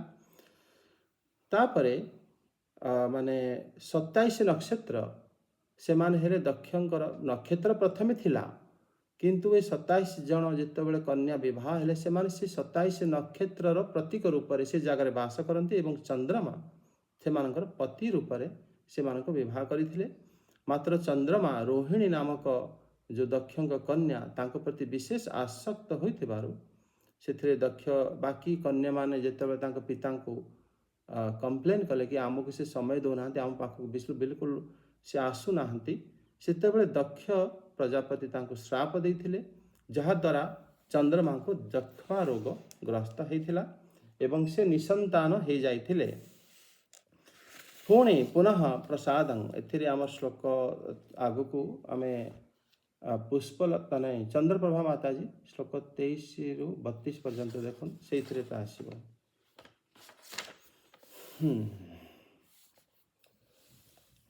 कृतिकादीनि नक्षत्राणान्निन्दो पत्न्यस्तु भारत दक्ष शापोस्तो न पत्यास्तासु यक्ष्मग्रहार्दितः पुनः प्रसाद्य तं सोमः कलालेभेक्षयदितः शृणु नामानि लोकानां मातॄणां शङ्कराणि च अथ कश्यप पत्नीनां यत् प्रसूतमिदं जगत् अदितिर्दीर्नदनुः काष्ठा अरिष्टा सुरसा इला मुनिः क्रोधवशा ताम्रा सुरभिशरमादिमिः ते मेर्यादो गण आसन् सुपदाः शरमासुताः सुरभेर्महिषा गावो ये चान्ये द्विषफा नृप ताम्रया स्वेन गृध्राद्या मुनेरप्सरा गणाः दन्दः शोकादयः सर्पा राजन् क्रोधवशात्मजः इलया भूरः सर्वे यानो यानाश्च सौरसाः अरिष्टायाश्च गन्धर्वाः काष्ठया द्विषफेतराः सूता दिनोषष्टिस्तेषां प्राधानिकान् शृणु द्विर्मूढा सम्बरो अरिष्टो हयग्रीव विभावसुः अयमुखः शङ्खशिरः शोर्भानुकपिलोरुणः पुलमो वृषप्रभा च एकचक्रनुपतापनः धूम्रकेशो विरूपाक्ष विप्रचितिश्च दुर्जयः स्वर्भानः सुप्रभाः कन्या शुभः नमुचिकिलः बुषपर्वाणास्तु शर्मिष्ठां ययातिर्नहुषो बलि। अनुवाद। महाराज दंडवत प्रणाम। दंडवत। जय श्री जगन्नाथ। जय जगन्नाथ। हे परीक्षित, କୃତ୍ତିକା ଆଦି 27 ନକ୍ଷତ୍ର ଅଭିମାନୀ ଦେବୀ ମାନେ ହେଉଛନ୍ତି ଚନ୍ଦ୍ରଙ୍କର ପତ୍ନୀ। ଚନ୍ଦ୍ର ସେମାନଙ୍କ ମଧ୍ୟରୁ ରୋହିଣୀକୁ ଅଧିକ ପ୍ରେମ କରିବାରୁ ତାଙ୍କୁ ଦକ୍ଷ ଶାପ ଦେଇଦେଲେ। ତା ଫଳରେ ଚନ୍ଦ୍ରଙ୍କୁ କ୍ଷୟରୋଗ ହୋଇଗଲା। ତାଙ୍କର କୌଣସି ସନ୍ତାନ ହେଲେ ନାହିଁ। ସେ ଦକ୍ଷଙ୍କୁ ପୁନର୍ବାର ପ୍ରସନ୍ନ କରି କୃଷ୍ଣ ପକ୍ଷର କ୍ଷୀଣ କଳାଗୁଡ଼ିକ ଶୁକ୍ଳ ପକ୍ଷରେ ପୂର୍ଣ୍ଣ ହୋଇଯାଉ ବୋଲି ବର ପାଇଗଲେ। କିନ୍ତୁ ନକ୍ଷତ୍ରାଭିମାନୀ ଦେବୀମାନଙ୍କ ଠାରୁ ତାଙ୍କର କୌଣସି ସନ୍ତାନ ହେଲେ ନାହିଁ। ଏଥର କଶ୍ୟପଙ୍କ ପତ୍ନୀମାନଙ୍କର ମଙ୍ଗଳମୟ ନାମ ଗୁଡ଼ିକ ଶୁଣ। ସେମାନେ ହେଉଛନ୍ତି ଲୋକମାତା। ସେମାନଙ୍କ ଠାରୁ ସମସ୍ତ ସୃଷ୍ଟି ଉତ୍ପନ୍ନ ହେଲା। ସେମାନଙ୍କର ନାମ ହେଉଛି ଅଦିତି, ଦିତି, ଦନୁ, କାଷ୍ଠା, ଅରିଷ୍ଠା, ସୁରସା, ଇଳା, ମୁନି, କ୍ରୋଧବସା, ତାମ୍ରା, ସୁରଭି, ସରମା ଓ ତିମି। ସେମାନଙ୍କ ମଧ୍ୟରୁ ତିମିଙ୍କ ଠାରୁ ଜଳଚର ଜୀବ ଓ ସରମାଙ୍କ ଠାରୁ ବ୍ୟାଘ୍ର ଆଦି ହିଂସ୍ର ଜୀବ ଉତ୍ପନ୍ନ ହେଲେ। ସୁରଭିଙ୍କ ପୁତ୍ରମାନେ ହେଲେ ଗୋ, ମହିଷ ଆଦି ଦୁଇ ଫାଳିଆ ଖୁରା ଥିବା ପଶୁ। ତାମ୍ରାଙ୍କ ସନ୍ତାନ ହେଲେ ଶାଗୁଣା, ଚିଲ ଆଦି ଶିକାରୀ ପକ୍ଷୀ। ମୁନିଙ୍କ ଠାରୁ ଅପ୍ସରାମାନେ ଉତ୍ପନ୍ନ ହେଲେ। କ୍ରୋଧ ବସାଙ୍କ ପୁତ୍ର ରୂପେ ଜନ୍ମ ନେଲେ ସର୍ପ, ବିଛା ଆଦି ବିଷଧର ଜନ୍ତୁ। ଇଳାଙ୍କ ଠାରୁ ଜାତ ହେଲେ ପୃଥିବୀ ପୃଷ୍ଠରେ ଉଠୁଥିବା ବୃକ୍ଷ, ଲତା ଆଦି ବନସ୍ପତି ଏବଂ ସୁରସାଙ୍କ ଠାରୁ ଜନ୍ମ ନେଲେ ଜାତୁଧାନ ରାକ୍ଷସମାନେ। ଅରିଷ୍ଠାଙ୍କ ଠାରୁ ଗନ୍ଧର୍ବମାନେ ଓ କାଷ୍ଠାଙ୍କ ଠାରୁ ଘୋଡ଼ା ଆଦି ଗୋଟାଳିଆ ଖୁରା ଥିବା ପଶୁ ଉତ୍ପନ୍ନ ହେଲେ। ଦନୁଙ୍କ ଠାରୁ 61 ପୁତ୍ର ଜନ୍ମ ନେଲେ। ସେମାନଙ୍କ ମଧ୍ୟରୁ ପ୍ରଧାନ ପ୍ରଧାନ ପୁତ୍ରଙ୍କର ନାମ ହେଉଛି ଦ୍ୱିମୂର୍ଧା, ସମ୍ବର, ଅରିଷ୍ଟ, ହୟଗ୍ରୀବ, ବିଭାବସୁ, ଅୟମୁଖ, ଶଙ୍କୁଶିରା, ଶୋଭାନୁ, କପିଳ, ଅରୁଣ, ପୁଲମା, ବୃଷପର୍ବା, ଏକଚକ୍ର, ଅନୁତାପନ, ଧୂମ୍ରକେଶ, ବିରୂପାକ୍ଷ, ବିପ୍ରଚିତି ଓ ଦୁର୍ଜୟ। ଶୋଭାନୁଙ୍କ କନ୍ୟା ସୁପ୍ରଭାଙ୍କୁ ନମୁଚି ଏବଂ ବୃଷପର୍ବାଙ୍କ କନ୍ୟା ଶର୍ମିଷ୍ଠାଙ୍କୁ ମହାବଳୀ ନହୁଷ-ନନ୍ଦନ ଯଯାତି ବିବାହ କଲେ। ଦଣ୍ଡବତ ପ୍ରଣାମ। ଧନ୍ୟବାଦ ମାତାଜୀ, ଧନ୍ୟବାଦ। ଦେଖ ଏଠି ମାନେ ସୃଷ୍ଟି କିଭଳି ଆଗେ ଆଗେ ବଢ଼ିଥିଲା।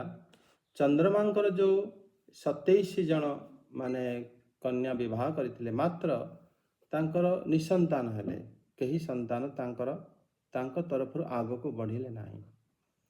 ଚନ୍ଦ୍ରବଂଶରେ ଭଗବାନ ଶ୍ରୀକୃଷ୍ଣ ହିଁ ଆଗେ ଆବିର୍ଭାବ ହେଲେ ଏବଂ ଚନ୍ଦ୍ରବଂଶ ବହୁତ ପ୍ରସିଦ୍ଧ ବଂଶ।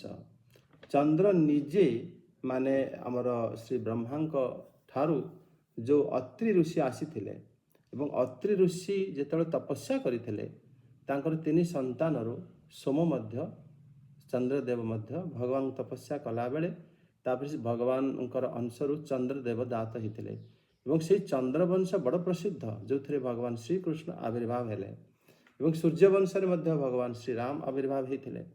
ଏ ଚନ୍ଦ୍ରବଂଶରେ ମାନେ ଯେମିତି ଶ୍ରାପ ହେଲା ଏବଂ ତାଙ୍କୁ ରୋଗ ହେଇଗଲା, ଏଇସବୁ ପ୍ରକାର ବୁଝିବା ଏଭଳି ଉଚିତ କି ଯେମିତି ଆମର ଅମାବାସ୍ୟା ପୂର୍ଣ୍ଣିମା ଯେଉଁ ତାଙ୍କର ଯେଉଁ ଦିନେ ଦିନେ ପ୍ରତ୍ୟେକ ଦିନ କଳା କ୍ଷୟ ହେଇ ପୁଣି ଅନ୍ଧକାର ହେଇଯାଏ ଅମାବାସ୍ୟା ଦିନ ଏବଂ ଅମାବାସ୍ୟା ପରଠାରୁ ଟିକିଏ ପୁଣି କଳା ବଢ଼ି ଏସବୁ ଯେଉଁ ରୀତି, ପ୍ରଥମେ କେବଳ ଅମାବାସ୍ୟା ଦିନ ଅନ୍ଧକାର ହେଉଥିଲା, ବାକି ସବୁଦିନ ପୂର୍ଣ୍ଣିମା ଚାନ୍ଦ୍ର ଭଳି ରହୁଥିଲା।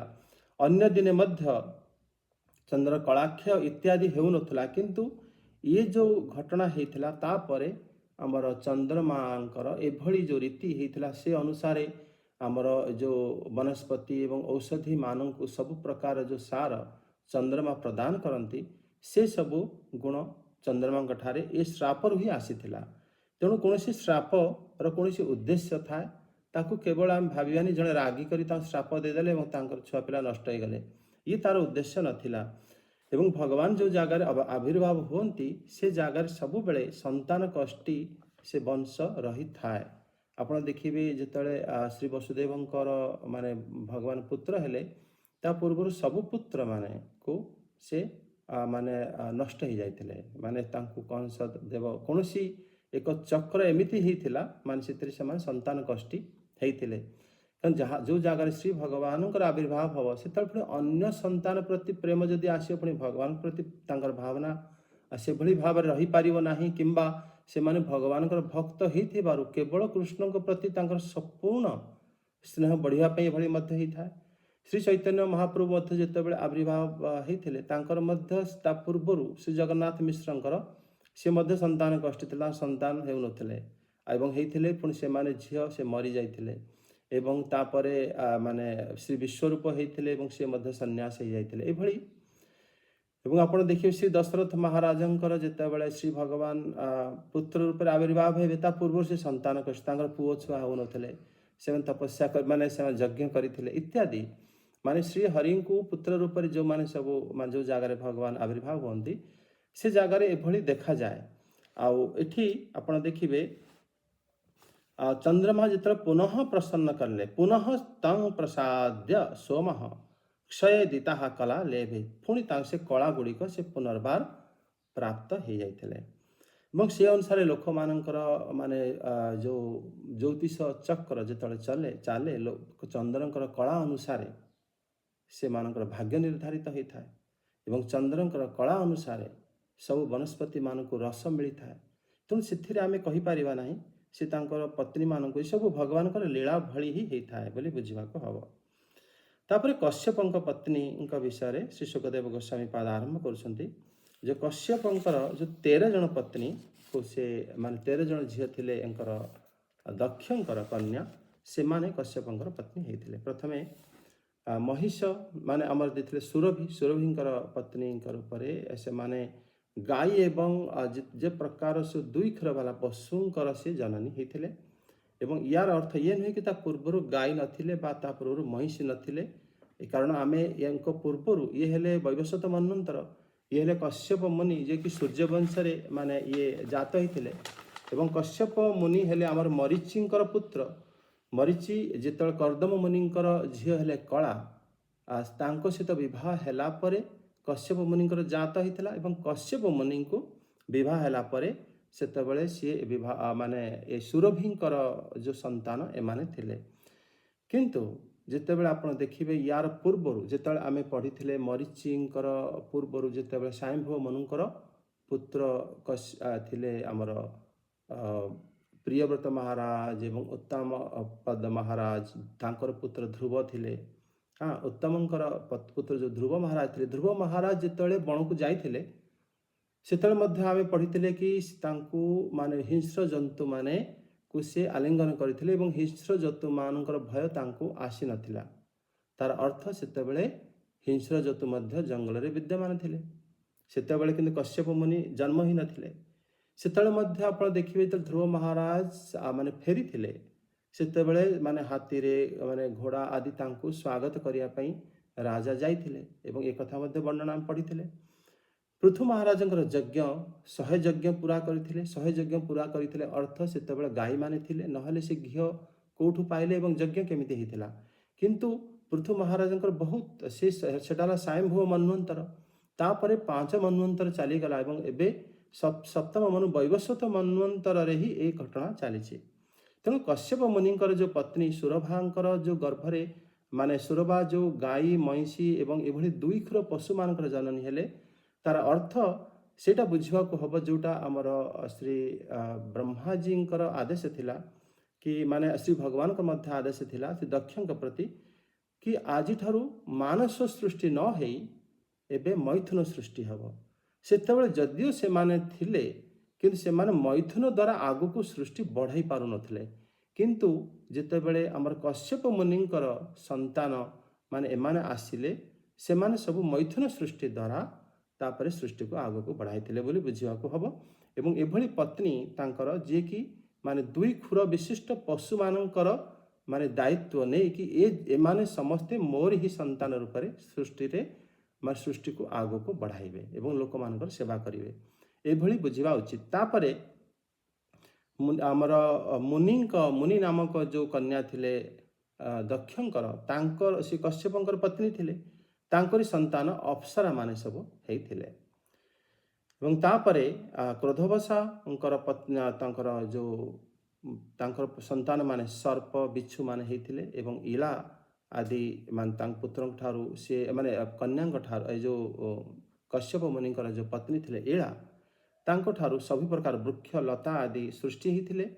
ଏବଂ ସୁରସା ନାମକ ପତ୍ନୀଙ୍କ ଠାରୁ ସବୁ ରାକ୍ଷସ ମାନେ ସୃଷ୍ଟି ହେଇଥିଲେ। ଅରିଷ୍ଟା ନାମକ ପତ୍ନୀଙ୍କ ଠାରୁ ଗନ୍ଧର୍ବ ସୃଷ୍ଟି ହେଇଥିଲେ। କାଷ୍ଟା ନାମକ ପତ୍ନୀଙ୍କ ଠାରୁ ଘୋଡ଼ା ଆଦି ସୃଷ୍ଟି ହେଇଥିଲେ। ଏବଂ ଦନୁ ନାମକ ଯେଉଁ ପତ୍ନୀ ଥିଲେ କଶ୍ୟପଙ୍କର, ଯିଏକି ମାନେ ଦକ୍ଷଙ୍କର ଝିଅ ମଧ୍ୟ, ତାଙ୍କଠାରୁ ମାନେ 61 ପୁତ୍ର ଉତ୍ପନ୍ନ ହେଇଥିଲେ। ଏବଂ ତାଙ୍କର ନାଁ ପ୍ରଧାନ ନାଁ ଇଏ ମାନେ ଶ୍ରୀ ଶୁକଦେବ ଗୋସ୍ୱାମୀ ପାଦ କହୁଛନ୍ତି ଦ୍ୱିମୂର୍ଧା ସମ୍ବର ଆରିଷ୍ଟ ହୟଗ୍ରୀବ ବିଭାବସୁ ଅଧମୁଖ ଶଙ୍ଖଶିରା ସ୍ୱରଭାନୁ କପିଳ ଅରୁଣ ପୁଲମା ବୃଷପ୍ରଭା ଏକଚକ୍ର ଅନୁତାପନ ଧୂମକେଶ ବିରୂପାକ୍ଷ ଦୁର୍ଜୟ ଏବଂ ବିପ୍ରଚିତି। ଏମାନେ ମୁଖ୍ୟ ନାମ ଅଛି। ସ୍ୱରଭାନୁ ଯିଏ ମାନେ ଆମର ଦନୁଙ୍କର ପୁତ୍ରଙ୍କର ପୁତ୍ର, ସ୍ୱରଭାନୁଙ୍କର ପୁତ୍ରୀ ଥିଲେ ସୁପ୍ରଭା ଏବଂ ସେ ନମୁଚିଙ୍କ ସହିତ ବିବାହ କରିଥିଲେ। ବୃଷପ୍ରଭାଙ୍କର ପୁତ୍ରୀ ହେଲେ ଶର୍ମିଷ୍ଠା ଏବଂ ସିଏ ବିବାହ କରିଥିଲେ ନହୁଷଙ୍କୁ। ନହୁଷଙ୍କର ପୁତ୍ର ଯଜାତିଙ୍କୁ ବିବାହ କରିଥିଲେ। ଇଏ ଯଜାତି ଯିଏ ସେ ଚନ୍ଦ୍ରବଂଶର ରାଜା ଥିଲେ। ମାନେ ଆପଣ ଦେଖନ୍ତୁ, ମାନେ ଏଠି ଯେଉଁ କଶ୍ୟପଙ୍କର ଯେଉଁ ପତ୍ନୀ ଥିଲେ ଦନୁ, ଦନୁଙ୍କର ପୁତ୍ର ହେଲେ ଆମର ସ୍ୱଭାନୁ, ସ୍ୱଭାନୁଙ୍କର ପୁତ୍ରୀ ତ ହେଲେ ସୁପ୍ରଭା। କିନ୍ତୁ ପୁଣି ଦନୁଙ୍କର ପୁତ୍ର ଥିଲେ ବୃଷପର୍ବା, ତାଙ୍କର ଯେଉଁ ପୁତ୍ର ତାଙ୍କର ଯେଉଁ ଝିଅ ହେଲେ ସିଏ ହେଲେ ଶର୍ମିଷ୍ଠା। ଶର୍ମିଷ୍ଠା ବୃଷପ୍ରଭାଙ୍କର ପୁତ୍ର ଥିଲେ, ଝିଅ ଥିଲେ। ଶର୍ମିଷ୍ଠା ବିବାହ କରିଥିଲେ ଯଜାତି ରାଜାଙ୍କୁ। ଯଜାତି ହେଲେ କିଏ ନା ସିଏ ହେଲେ ଚନ୍ଦ୍ରବଂଶର ରାଜା। ସେ ଚନ୍ଦ୍ରଙ୍କର ପୁତ୍ର ହେଲେ ବୁଧ। ବୁଧ ହେଲେ ଆମର ଅନ୍ୟ ମାଙ୍କର ସେ ସନ୍ତାନ ଚନ୍ଦ୍ରଦେବଙ୍କର। ଏ 27 ଜଣ ଯେଉଁ ଦକ୍ଷଙ୍କର କନ୍ୟା, ତାଙ୍କ ସହିତ ସେ ମାନେ ବିବାହ, ତାଙ୍କର କୌଣସି ସନ୍ତାନ ନଥିଲା। ଏବଂ ଏଠି ଯେଉଁ ତାଙ୍କର ଯେଉଁ ବୁଧ ଉତ୍ପନ୍ନ ହେଇଥିଲେ, ସେ ଅନ୍ୟ ମାଙ୍କର, ସିଏ ଥିଲେ ଆମର ଯେଉଁ ବୃହସ୍ପତିଙ୍କର ପତ୍ନୀ ଥିଲେ, ତାରାଙ୍କ ଠାରୁ ସେ ଜନ୍ମ ହେଇଥିଲେ ବୁଧ। ଏବଂ ବୁଧଙ୍କର ଯେଉଁ ପୁତ୍ର ଥିଲେ ସିଏ ହେଲେ ପୁରୁରୁବା। ଏବଂ ପୁରୁରୁବାଙ୍କର ପୁତ୍ର ହେଇଥିଲେ କିଏ ନା ଆୟୁଙ୍କର ପୁତ୍ର ହେଲେ ନହୁଷ, ନହୁଷଙ୍କର ପୁତ୍ର ହେଲେ ଯଜାତି। ତାଙ୍କ ସହିତ ତାଙ୍କର ବିବାହ ହେଇଥିଲା। ତାହେଲେ ଦେଖ, ଏଥିରେ ଗୋତ୍ର ଅଲଗା ହେଇଯାଇଥିଲା, ସେ ଏକା ଗୋତ୍ରରେ ସେ ନଥିଲେ। ଏସବୁ ବୁଝିବା ବଡ଼ କଷ୍ଟ କି ଆକ୍ଚୁଆଲି ବଂଶ ଚରିତ୍ର, ମାନେ ଆମେ ଭାବିବା କି ଗୋଟିଏ ବଂଶରେ ସେ ତାଙ୍କ ସହିତ ବିବାହ କରିଗଲେ, ଏମିତି ହେଇନଥିଲା। ଦେଖ, ମାନେ ଦକ୍ଷଙ୍କର ଝିଅ ମାନେ ଯେଉଁ 27 ଜଣ ଝିଅ ବାହା ହେଇଥିଲେ, ତାଙ୍କର କୌଣସି ସନ୍ତାନ ହେଇନଥିଲା। ସେଥିରେ ମାନେ ଚନ୍ଦ୍ର ଦେବତା ସିଏ ହେଲେ ଆମର ଅତ୍ରି ମୁନିଙ୍କ ପୁତ୍ର। ଏବଂ ସିଏ ଯେତେବେଳେ ମାନେ ବୁଧ ନାମକ ପୁତ୍ର ତାରାଙ୍କ ଗର୍ଭଠାରୁ ଉତ୍ପନ୍ନ କରାଇଥିଲେ, ବୁଧଙ୍କର ଯେଉଁ ପୁତ୍ର ହେଲେ, ବୁଧଙ୍କର ପୁତ୍ରରେ ପୁରୁରୁବା ଆସିଥିଲେ। ପୁରୁରୁବା ମଧ୍ୟ ସେ ଦକ୍ଷଙ୍କ କନ୍ୟା ବା ସେ ପରମ୍ପରାରେ ବିବାହ ନ କରି ପୁରୁରୁବା ବିବାହ କରିଥିଲେ ଉର୍ବଶୀ ମାତାଙ୍କୁ। ତାଙ୍କର ଗର୍ଭରୁ ଇଏ ଜନ୍ମ ହେଇଥିଲେ ନହୁଷ। ଏବଂ ନହୁଷଙ୍କ ଠାରୁ ଜନ୍ମ ଯେତେବେଳେ ହେଲେ ଯଜାତି, ସେ ଚନ୍ଦ୍ରବଂଶ ଯେତେବେଳେ ଆମେ ନବମ ସ୍କନ୍ଦ ପଢ଼ିବା, ସେତେବେଳେ ଚନ୍ଦ୍ରବଂଶ ବିଷୟରେ ଭଲ ଭାବରେ ଜାଣିବା। ସେ ବିବାହ କରିଥିଲେ ଶର୍ମିଷ୍ଠା ଏବଂ ଦେବଯାନୀ ବ୍ରାହ୍ମଣ କନ୍ୟା, ଏବଂ ଶର୍ମିଷ୍ଠା ଥିଲେ କ୍ଷତ୍ରିୟ କନ୍ୟା। ଏବଂ ଶର୍ମିଷ୍ଠାଙ୍କ ଠାରୁ ଯେଉଁ ଭଗବାନ ଯେଉଁ ବଂଶରେ ମାନେ ଜନ୍ମ ହେଇଥିଲେ ଶ୍ରୀକୃଷ୍ଣ, ସିଏ ଦେବଯାନୀଙ୍କ ଠାରୁ, ଶୁକ୍ରାଚାର୍ଯ୍ୟଙ୍କର କନ୍ୟା ଥିଲେ ଦେବଯାନୀ, ତାଙ୍କରି କନ୍ୟାର ବଂଶରେ ସେ ଜନ୍ମ ହେଇଥିଲେ ଭଗବାନ। ମାନେ ସେ ସବୁ ବଡ଼ ରହସ୍ୟମୟ। ଯେତେବେଳେ ବଂଶ ନବମ ସ୍କନ୍ଦ ଶ୍ରୀକୃଷ୍ଣଙ୍କ ଜନ୍ମ ପୂର୍ବରୁ ଏ ବିଷୟରେ ଆମେ ମାନେ ଭଲ ଭାବରେ ଜାଣିବା କି ଭଗବାନ କେଉଁ ବଂଶରେ ଅବତୀର୍ଣ୍ଣ ହେଇଥିଲେ। ତାପରେ ଦନୁଙ୍କର ପୁତ୍ର ବୈଶ୍ୱାନରଙ୍କର 4 ଜଣ କନ୍ୟା ଥିଲେ, ଉପଦାନବୀ, ହୟଶିରା, ପୁଲମା ଏବଂ କାଲକା। ଆଗେ ଆମର ମାତାଜୀ ପାଠ କରିବେ ଶୋଭା ମାତାଜୀ 33ରୁ। ହରେ କୃଷ୍ଣ, ଦଣ୍ଡବତ ପ୍ରଣାମ। ହରେ ଜୟ ଶ୍ରୀ ଜଗନ୍ନାଥ, ଜୟ ଶ୍ରୀ ଜୟ ଜଗନ୍ନାଥ। ଜଗନ୍ନାଥ। ओम नमो भगवते वासुदेवाय। ओम नमो भगवते वासुदेवाय। ओम नमो भगवते वासुदेवाय। वागीशा दस्य वदने लक्ष्मी दश तवक्षसि यस्यास्ते हृदय संवितं निश्चयमहं भजे। ओम मंगलम भगवान विष्णु मंगलम गरुड़ध्वज मंगलम पुंडरीकाक्षं मंगलम पुरुषोत्तम माधव माधव वाक्यं माधव माधव हरि वरंति साधव नित्यं सर्वकार्येषु माधव। ओम नमो भगवते वासुदेवाय। वाञ्छा कल्पतरुभ्यश्च कृपा सिन्धुभ्येव च पतितानां पावनेभ्यो वैष्णवेभ्यो नमो नमः। 33 नंबर श्लोक ना। ଆଜ୍ଞା।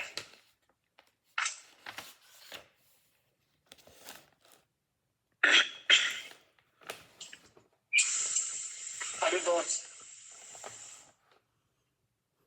32, 33।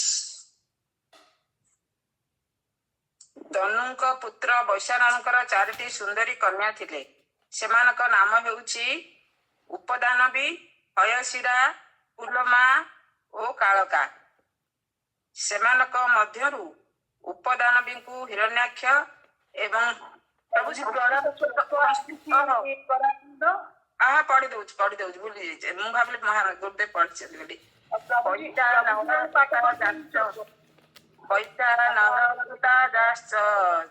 ଚତସ୍ରଷ୍ଟାରୁ ଦର୍ଶନଃ ଉପଦାନ ବା ହୟଶିରା ପୁଲମା କାଳକା ତଥା ଉପଦାନ ହିରଣ୍ୟାକ୍ଷ ପ୍ରତୁଭୟ ଶିରାନୃପଃ ପୁଲମାଂ କାଳକାଂ চ দে বৈশানର সুতেতুকଃ উপজেমেথ ভগবান কশ্যপ ব্রহ্মচোদিতঃ পৌলমাঃ কালকেয়াশ্চ দানবাযুধ্যশালিনঃ তয়ো ৬০ সহস্রাণি যজ্ঞঘ্নাস্তে পিতুপিতः জঘান স্বর্গত রাজো নেক ইন্দ্র প্রিয়ঙ্করঃ বিপ্রচিতি সিংকায়ং শতং চৈকমজিজনৎ রাহু জ্যেষ্ঠং কেতু শতং গ্রহতং য উপাগতঃ অথাত শ্রয়তং বংশো জ্যোতিতেরনুপূর্বশঃ যত্র নারায়ণ দেব সংসেনাবতরদ বিভুঃ বিবস্বানর্যমা পুষা তথা তোষ্টাথ সবিতা ভগঃ ধাতা বিধাতা বরুণ মিত্র শক্র উরুক্রমঃ বিবস্বত সাধদেবং সংজ্ঞা শ্রূয়ত বৈমনম মিথুনং চ মহাভাগা যমং দেবং যমিং তথা ভূতাথ বড়বা নাশতৈ সুশুভে ভুবি। হরে কৃষ্ণ। ଅନୁବାଦ। ଧନୁଙ୍କ ପୁତ୍ର ବୈଶାଣରଙ୍କର 4ଟି ସୁନ୍ଦରୀ କନ୍ୟା ଥିଲେ। ସେମାନଙ୍କ ନାମ ହେଉଛି ଉପଦାନବୀ, ହୟଶିରା, ପୁଲମା ଓ କାଳକା। ସେମାନଙ୍କ ମଧ୍ୟରୁ ଉପଦାନବୀକୁ ହିରଣ୍ୟାକ୍ଷ ଏବଂ ହୟଶିରାଙ୍କୁ କ୍ରତୁ ବିବାହ କରିଥିଲେ।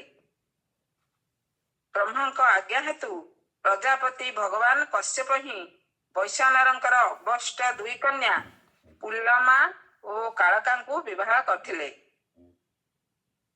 ସେ 2 ଜଣଙ୍କ ଠାରୁ ପୌଲମ ଓ କାଳକେୟ ନାମକ 60,000 ରଣବୀର ଦାନବ ଜନ୍ମ ହେଲେ। ସେମାନଙ୍କର ଅନ୍ୟ ନାମ ଥିଲା ନିବାତ କବଚ। ସେମାନେ ଯଜ୍ଞ କର୍ମରେ ବିଘ୍ନ ଘଟାଉଥିଲେ। ତେଣୁ ହେ ପରୀକ୍ଷିତ, ତୁମ ଜେଜେ ଅର୍ଜୁନ ଇନ୍ଦ୍ରଙ୍କୁ ପ୍ରସନ୍ନ କରିବା ନିମନ୍ତେ ଏକାକୀ ହିଁ ସେମାନଙ୍କୁ ମାରିଦେଲେ। ଏହା ହେଉଛି ଅର୍ଜୁନ ସ୍ୱର୍ଗକୁ ଯାଇଥିବା ବେଳର ଘଟଣା। ବିପ୍ରଚିତିଙ୍କ ପତ୍ନୀ ସିଂହିକାଙ୍କ ଗର୍ଭରୁ 101 ଜଣ ପୁତ୍ର ଜନ୍ମ ହୋଇଥିଲେ। ସେମାନଙ୍କ ମଧ୍ୟରୁ ସବା ବଡ଼ ପୁତ୍ରର ନାମ ରାହୁ। ତାଙ୍କ ନାମ ଗ୍ରହମାନଙ୍କ ମଧ୍ୟରେ ଗଣାଯାଏ। ଅବଶିଷ୍ଟ 100 ପୁତ୍ରଙ୍କ ନାମ ଥିଲା କେତୁ। ହେ ପରୀକ୍ଷିତ, ଏଥର କ୍ରମଶଃ ଅଦିତିଙ୍କ ବଂଶ ପରମ୍ପରା ଶୁଣ। ଅଦିତିଙ୍କ ବଂଶରେ ସର୍ବବ୍ୟାପକ ଦେବାଧିଦେବ ନାରାୟଣ ନିଜ ଅଂଶ ଘେନି ବାମନ ରୂପରେ ଅବତାର ଗ୍ରହଣ କରିଥିଲେ। ବିବସ୍ୱାନ, ଅର୍ଜ୍ୟମା, ଉଷା, ତୋଷ୍ଟା, ସବିତା, ଭଗ, ଧାତା, ବିଧାତା, ବରୁଣ, ମିତ୍ର, ଇନ୍ଦ୍ର ଓ ତ୍ରିବିକ୍ରମ ବାମନ। ଏହି 12 ଜଣ ଥିଲେ ଅଦିତିଙ୍କର ପୁତ୍ର। ଏମାନଙ୍କୁ ଆଦିତ୍ୟ କୁହାଗଲା। ବିବସ୍ୱାନଙ୍କ ପତ୍ନୀ ମହାଭାଗ୍ୟବତୀ ସଂଜ୍ଞାଙ୍କ ଗର୍ଭରୁ ଶ୍ରାଦ୍ଧଦେବ ବୈବସ୍ୱତ ମନୁ ଏବଂ ଯମଯମୀ ନାମକ ଯାଆଁଳା ସନ୍ତାନ ଜନ୍ମ ହୋଇଥିଲେ। ସଂଜ୍ଞା ଅଶ୍ବିନୀ ଘୋଡ଼ି ରୂପ ଧରି ଭଗବାନ ସୂର୍ଯ୍ୟଙ୍କ ଔରସରେ ଭୂଲୋକରେ ଅଶ୍ୱିନୀ କୁମାର ଦେବଙ୍କୁ ଜନ୍ମ ଦେଇଥିଲେ। ଭଗବାନ ପ୍ରଣାମ। ଜୟ ଶ୍ରୀ ଜଗନ୍ନାଥ ପ୍ରଭୁଜୀ। ମାନେ କଶ୍ୟପ ମୁନି ସବୁ ହଉଛନ୍ତି ବିଶେଷ ସୃଷ୍ଟି, ମାନେ ବର୍ଦ୍ଧାଧିକ କହିଲେ ଚଳିବ। ପକ୍ଷୀ, ପଶୁ, ମାନବ, ଦାନବ ସବୁ ମାନେ ସେ ସେ ଯୋଉ ଜନ୍ମ ହେଇଛନ୍ତି ସବୁ ଗୋତ୍ର ହଉଛି ସେମାନଙ୍କର ସେ କଶ୍ୟପ ଗୋତ୍ର ନିଶ୍ଚିନ୍ତ। ଆଜ୍ଞା, ମାନେ ସେମାନେ ସାରା ସମସ୍ତେ ସୃଷ୍ଟି ମାନେ ସୃଷ୍ଟିର ପୁରା ଦାୟିତ୍ୱ ଆକ୍ଚୁଆଲି କଶ୍ୟପ ମୁନି ଯେତେବେଳେ ମାନେ ବିବାହ କଲେ ଏବଂ ତାପରେ କଶ୍ୟପ ମୁନିଙ୍କର ବିବାହ ପରେ ମାନେ ସେତେବେଳକୁ ଯେତେବେଳେ ଆପଣ ଦେଖନ୍ତୁ ବୁଦ୍ଧ ଯେତେବେଳେ ଜନ୍ମ ହେଲେ ଚନ୍ଦ୍ରବଂଶରେ, ସେତେବେଳକୁ ଯେ ବୁଦ୍ଧଙ୍କର ମାନେ ପୁତ୍ର ହେଲେ ପୁରୁରୁବା। ପୁରୁରୁବା ଯେତେବେଳେ ବିବାହ କଲେ ସେତେବେଳେ ଦ୍ୱାପର ଯୁଗ ଆସି ଯାଇଥିଲା। ତେଣୁ ଭାବନ୍ତୁ ମାନେ ତ୍ରେତା ଯୁଗ ଆରମ୍ଭ ହେଇଯାଇଥିଲା ସେତେବେଳେ ପୁରୁରୁବା ଯେତେବେଳେ ବିବାହ କଲେ। ତାହେଲେ ସେତେବେଳକୁ ଏଟା ଆମର ନବମ ସ୍କନ୍ଧରେ ଆମେ ବିଷୟରେ ଯେତେବେଳେ ବଂଶାନୁଚରିତ୍ର ଶ୍ରୀକୃଷ୍ଣଙ୍କର ଜନ୍ମ ବିଷୟରେ ଆମେ ପଢ଼ିବା, ତା ପୂର୍ବରୁ ଏ ବିଷୟରେ ବଂଶାନୁଚରିତ୍ର ଅଛି। ମାନେ ତାମାନେ ଦେଖନ୍ତୁ ଯେତେବେଳେ ଅତ୍ରି ମୁନି ମାନେ ଆବିର୍ଭାବ ହେଲେ ବ୍ରହ୍ମାଙ୍କର ପ୍ରଥମେ ମାନସ ସୃଷ୍ଟିରେ, ତାପରେ ଅତ୍ରିଙ୍କର ପୁତ୍ର ଚନ୍ଦ୍ରଦେବ ହେଲେ ଏବଂ ଚନ୍ଦ୍ରଙ୍କର ପୁତ୍ର ଯେତେବେଳେ ଆସିଲେ ବୁଧ, ବୁଧଙ୍କର ପୁତ୍ର ଯେତେବେଳେ ପୁରୁରୁବା ହେଲେ, ପୁରୁରୁବା ସମେତ ଏଇ ତ୍ରେତା ଯୁଗ ଆସିଯାଇଥିଲା, ଆରମ୍ଭ ହେଇଯାଇଥିଲା। ତାହେଲେ ଭାବନ୍ତୁ କେତେ ମନ୍ୱନ୍ତର ବିତିଗଲା। ସେତେବେଳେ ପୁରା ଦୁନିଆରେ ବିଶେଷ ଲୋକ ବିଶେଷ ଇଏ ରହୁନଥିଲେ, ପ୍ରଜା ରହୁଥିଲେ ଏବଂ ଭଗବାନଙ୍କର ଯେଉଁ ମନୁ ଯେଉଁମାନେ ଶାସନ କରୁଥିଲେ ସେମାନେ ରହୁଥିଲେ ଏବଂ ଭଗବାନ ଯୁଗ ଅବତାର ଗ୍ରହଣ କରୁଥିଲେ। କିନ୍ତୁ ଇଏ ଯେଉଁ କଶ୍ୟପ ମୁନି ଯେତେବେଳେ ବିବାହ କଲା ପରେ ଯେମିତି ମାନେ ଆମର ମୈଥୁନ ସୃଷ୍ଟି ବଢ଼ିଲା, ତା ଦ୍ୱାରା ସୃଷ୍ଟି ଅଧିକ ଅଧିକ ବୃଦ୍ଧି ହେଲା। ତା ପୂର୍ବରୁ ଏଭଳି ସୃଷ୍ଟି ନଥିଲା, ସେତେବେଳେ ମାନସିକ ସୃଷ୍ଟି ଥିଲା, ମନର ଇଚ୍ଛା କରିକି ସେ ସୃଷ୍ଟିକୁ ବଢ଼ାଉଥିଲେ। ଏଠି ମାନେ ଆମେ ଆଗକୁ ଏ ଶ୍ଲୋକ ଦେଖିବା, ଯେଉଁ ଶ୍ଲୋକ ଦନୁ କିଏ ନା ସିଏ ମଧ୍ୟ ଦକ୍ଷଙ୍କର ଝିଅ। ତାଙ୍କର ଯେଉଁ ପୁତ୍ର ଥିଲେ ଚାରୋଟି, ତାଙ୍କର ଯେଉଁ ପୁତ୍ର ଥିଲେ ବୈଶ୍ୱାନଙ୍କର 4 ଜଣ ଝିଅ ଥିଲେ। ମାନେ ଇଏ ହେଲେ ମାନେ କହିପାରନ୍ତି କଶ୍ୟପଙ୍କର ନାତୁଣୀ ଟାଇପ୍ର। ସେମାନେ ହେଲେ ଉପଦାନବୀ, ହୟଶିରା, ପୁଲମା ଏବଂ କାଲକା। ଏବଂ ଏଠି ଉପଦାନବୀ ବିବାହ ହିରଣ୍ୟାକ୍ଷ ସେ ହେଇଥିଲା ଏବଂ ହୟଶିରା ଯେଉଁ ସିଏ ହେଲା କ୍ରତୁ ସେ ହେଇଥିଲା ତାଙ୍କର ବିବାହ, ଏବଂ କ୍ରତୁ ଆମର ଋଷି ଥିଲେ। ଏବଂ ତାପରେ ଯେଉଁ ପୁଲମା ଏବଂ କାଳକା ଏମାନେ ବ୍ରହ୍ମାଜୀଙ୍କ ନିର୍ଦ୍ଦେଶରେ ତାଙ୍କ ସହିତ ବିବାହ ହେଇଥିଲା କଶ୍ୟପ ଋଷିଙ୍କ ସହିତ। ଏଥିରୁ ସେମାନେ ନିବାତ କବଚ ନାମକ ରାକ୍ଷସ ସବୁ ଜନ୍ମ ହେଇଥିଲେ ଏବଂ ଏମାନେ ଯଜ୍ଞରେ ବିଘ୍ନ ମାନେ ପକାଉଥିଲେ। ଏସବୁ ମାନେ ଆମର ମହାଭାରତରେ ଏ ବିଷୟରେ କୁହାଯାଇଛି ଏବଂ ତାଙ୍କୁ ଶ୍ରୀ ଅର୍ଜୁନ ଦେବ ଏକୁଟିଆ ହିଁ ସମସ୍ତଙ୍କୁ ସଂହାର କରିଥିଲେ। ଏ କଥା ମଧ୍ୟ ସୁଖଦେବ ଗୋସ୍ୱାମୀ ବର୍ଣ୍ଣନ କରିଛନ୍ତି। ସେଇଭଳି ଦକ୍ଷଙ୍କର ଯେଉଁ ଝିଅ ଦନୁ ଥିଲେ, ଯାହାଙ୍କ ବିଷୟରେ ଏବେ ଚାଲିଛି, ସେ କଶ୍ୟପଙ୍କର ପତ୍ନୀ, ତାଙ୍କର ଜଣେ ପୁତ୍ର ଥିଲେ ବିପ୍ରଚିତି।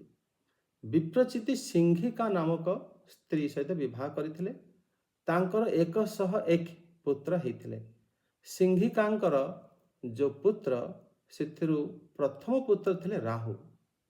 ବାକି 100 ଜଣ ପୁତ୍ରଙ୍କୁ ମାନେ ଯେଉଁ ରାହୁ ଜ୍ୟେଷ୍ଠ ୟସ୍ୟ, ରାହୁ ସବୁଠାରୁ ବଡ଼ ଥିଲା ଏବଂ ବାକି ଯେଉଁ 100 ଜଣ ପୁତ୍ର ରହିଗଲେ ସେମାନେ ସମସ୍ତଙ୍କୁ କେତୁ କୁହାଯାଏ।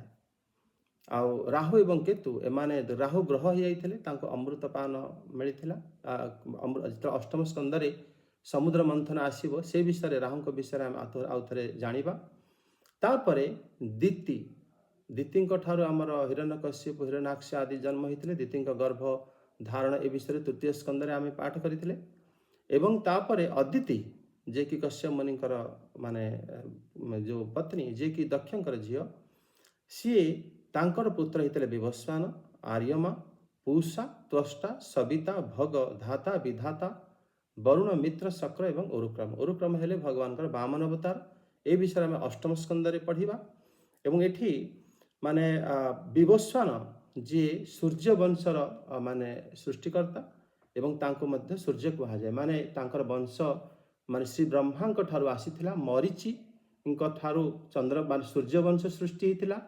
ମରିଚିଙ୍କର ପୁତ୍ର ହେଲେ କଶ୍ୟପ, କଶ୍ୟପଙ୍କର ପୁତ୍ର ଥିଲେ ବିଭସ୍ୱାନ। ଏ ବିଭସ୍ୱାନ, ଆର୍ଯ୍ୟମା, ପୂଷା, ଆର୍ଯ୍ୟମା ଏବଂ ପୂଷା ଏବଂ ତ୍ୱଷ୍ଟା। ପୂଷାଙ୍କ ସମ୍ବନ୍ଧରେ ଆମେମାନେ ଦକ୍ଷ ଯଜ୍ଞ ଯେତେବେଳେ ଧ୍ୱଂସ ହେଇଥିଲା, ପୂଷାଙ୍କର ଦାନ୍ତକୁ ସେ ଭାଙ୍ଗି ଦେଇଥିଲେ ବୀରଭଦ୍ର। ଆଉ ସେତେବେଳେ ମାନେ ଏ ବିଷୟରେ ମଧ୍ୟ ଆମେ ସେତେବେଳେ ପଢ଼ିଥିଲେ। ଏବଂ ତାଙ୍କର ମାନେ ଯେଉଁ ସବିତା, ଭଗ ଦେବତା ମଧ୍ୟ ସେତେବେଳେ ଯେଉଁ ମାନେ ହସିଥିଲେ ଏବଂ ସେତେବେଳେ ତାଙ୍କର ମାନେ ଯେଉଁ ସେ ବିଷୟରେ ମଧ୍ୟ ତାଙ୍କର ଆଖି ଦେଖା ଆସିଥିଲେ, ତାଙ୍କ ଆଖିକୁ ମଧ୍ୟ ବୀରଭଦ୍ର ପ୍ରଭୁ କ୍ଷତି ପହଞ୍ଚାଇଥିଲେ। ଏବଂ ଧାତା, ବିଧାତା, ବରୁଣ, ମିତ୍ର, ଶକ୍ର ଏସବୁ ଅଦିତିଙ୍କର ପୁତ୍ର, ଏସବୁ ଦେବତା ଆଦିତ୍ୟ ହେଇଥିଲେ ଏମାନେ ସମସ୍ତେ। ଏବଂ ବିବସ୍ୱାନଙ୍କର ପତ୍ନୀ ଥିଲେ ସଂଜ୍ଞା, ଏବଂ ସଂଜ୍ଞା ଥିଲେ ଏବଂ ଛାୟା ଥିଲେ। ସଂଜ୍ଞାଙ୍କ ଯେ ପତ୍ନୀ ଥିଲେ ବିବସ୍ୱାନ, ତାଙ୍କର ପୁତ୍ର ହେଲେ ବୈବସ୍ୱତ ମନୁ, ଶ୍ରାଦ୍ଧ ଦେବ। ଏବଂ ଆପଣ ତାପରେ ଆପଣ ଦେଖିବେ ଯେଉଁ ସିଏ ଭୂଲୋକରେ ଘୋଡ଼ି ରୂପରେ ଆସିଥିଲେ ଏବଂ ତାଙ୍କର ପୁତ୍ର ଅଶ୍ୱିନୀ କୁମାର ମଧ୍ୟ ଜନ୍ମ ହୋଇଥିଲେ ଘୋଡ଼ା ରୂପରେ। ସେତେବେଳେ ଶ୍ରାଦ୍ଧ ଦେବ ମନୁ ଆସିଥିଲେ ଏବଂ ଏଭଳି ଭାବରେ ଅଶ୍ୱିନୀ କୁମାରଙ୍କର ଜନ୍ମ ହୋଇଥିଲା।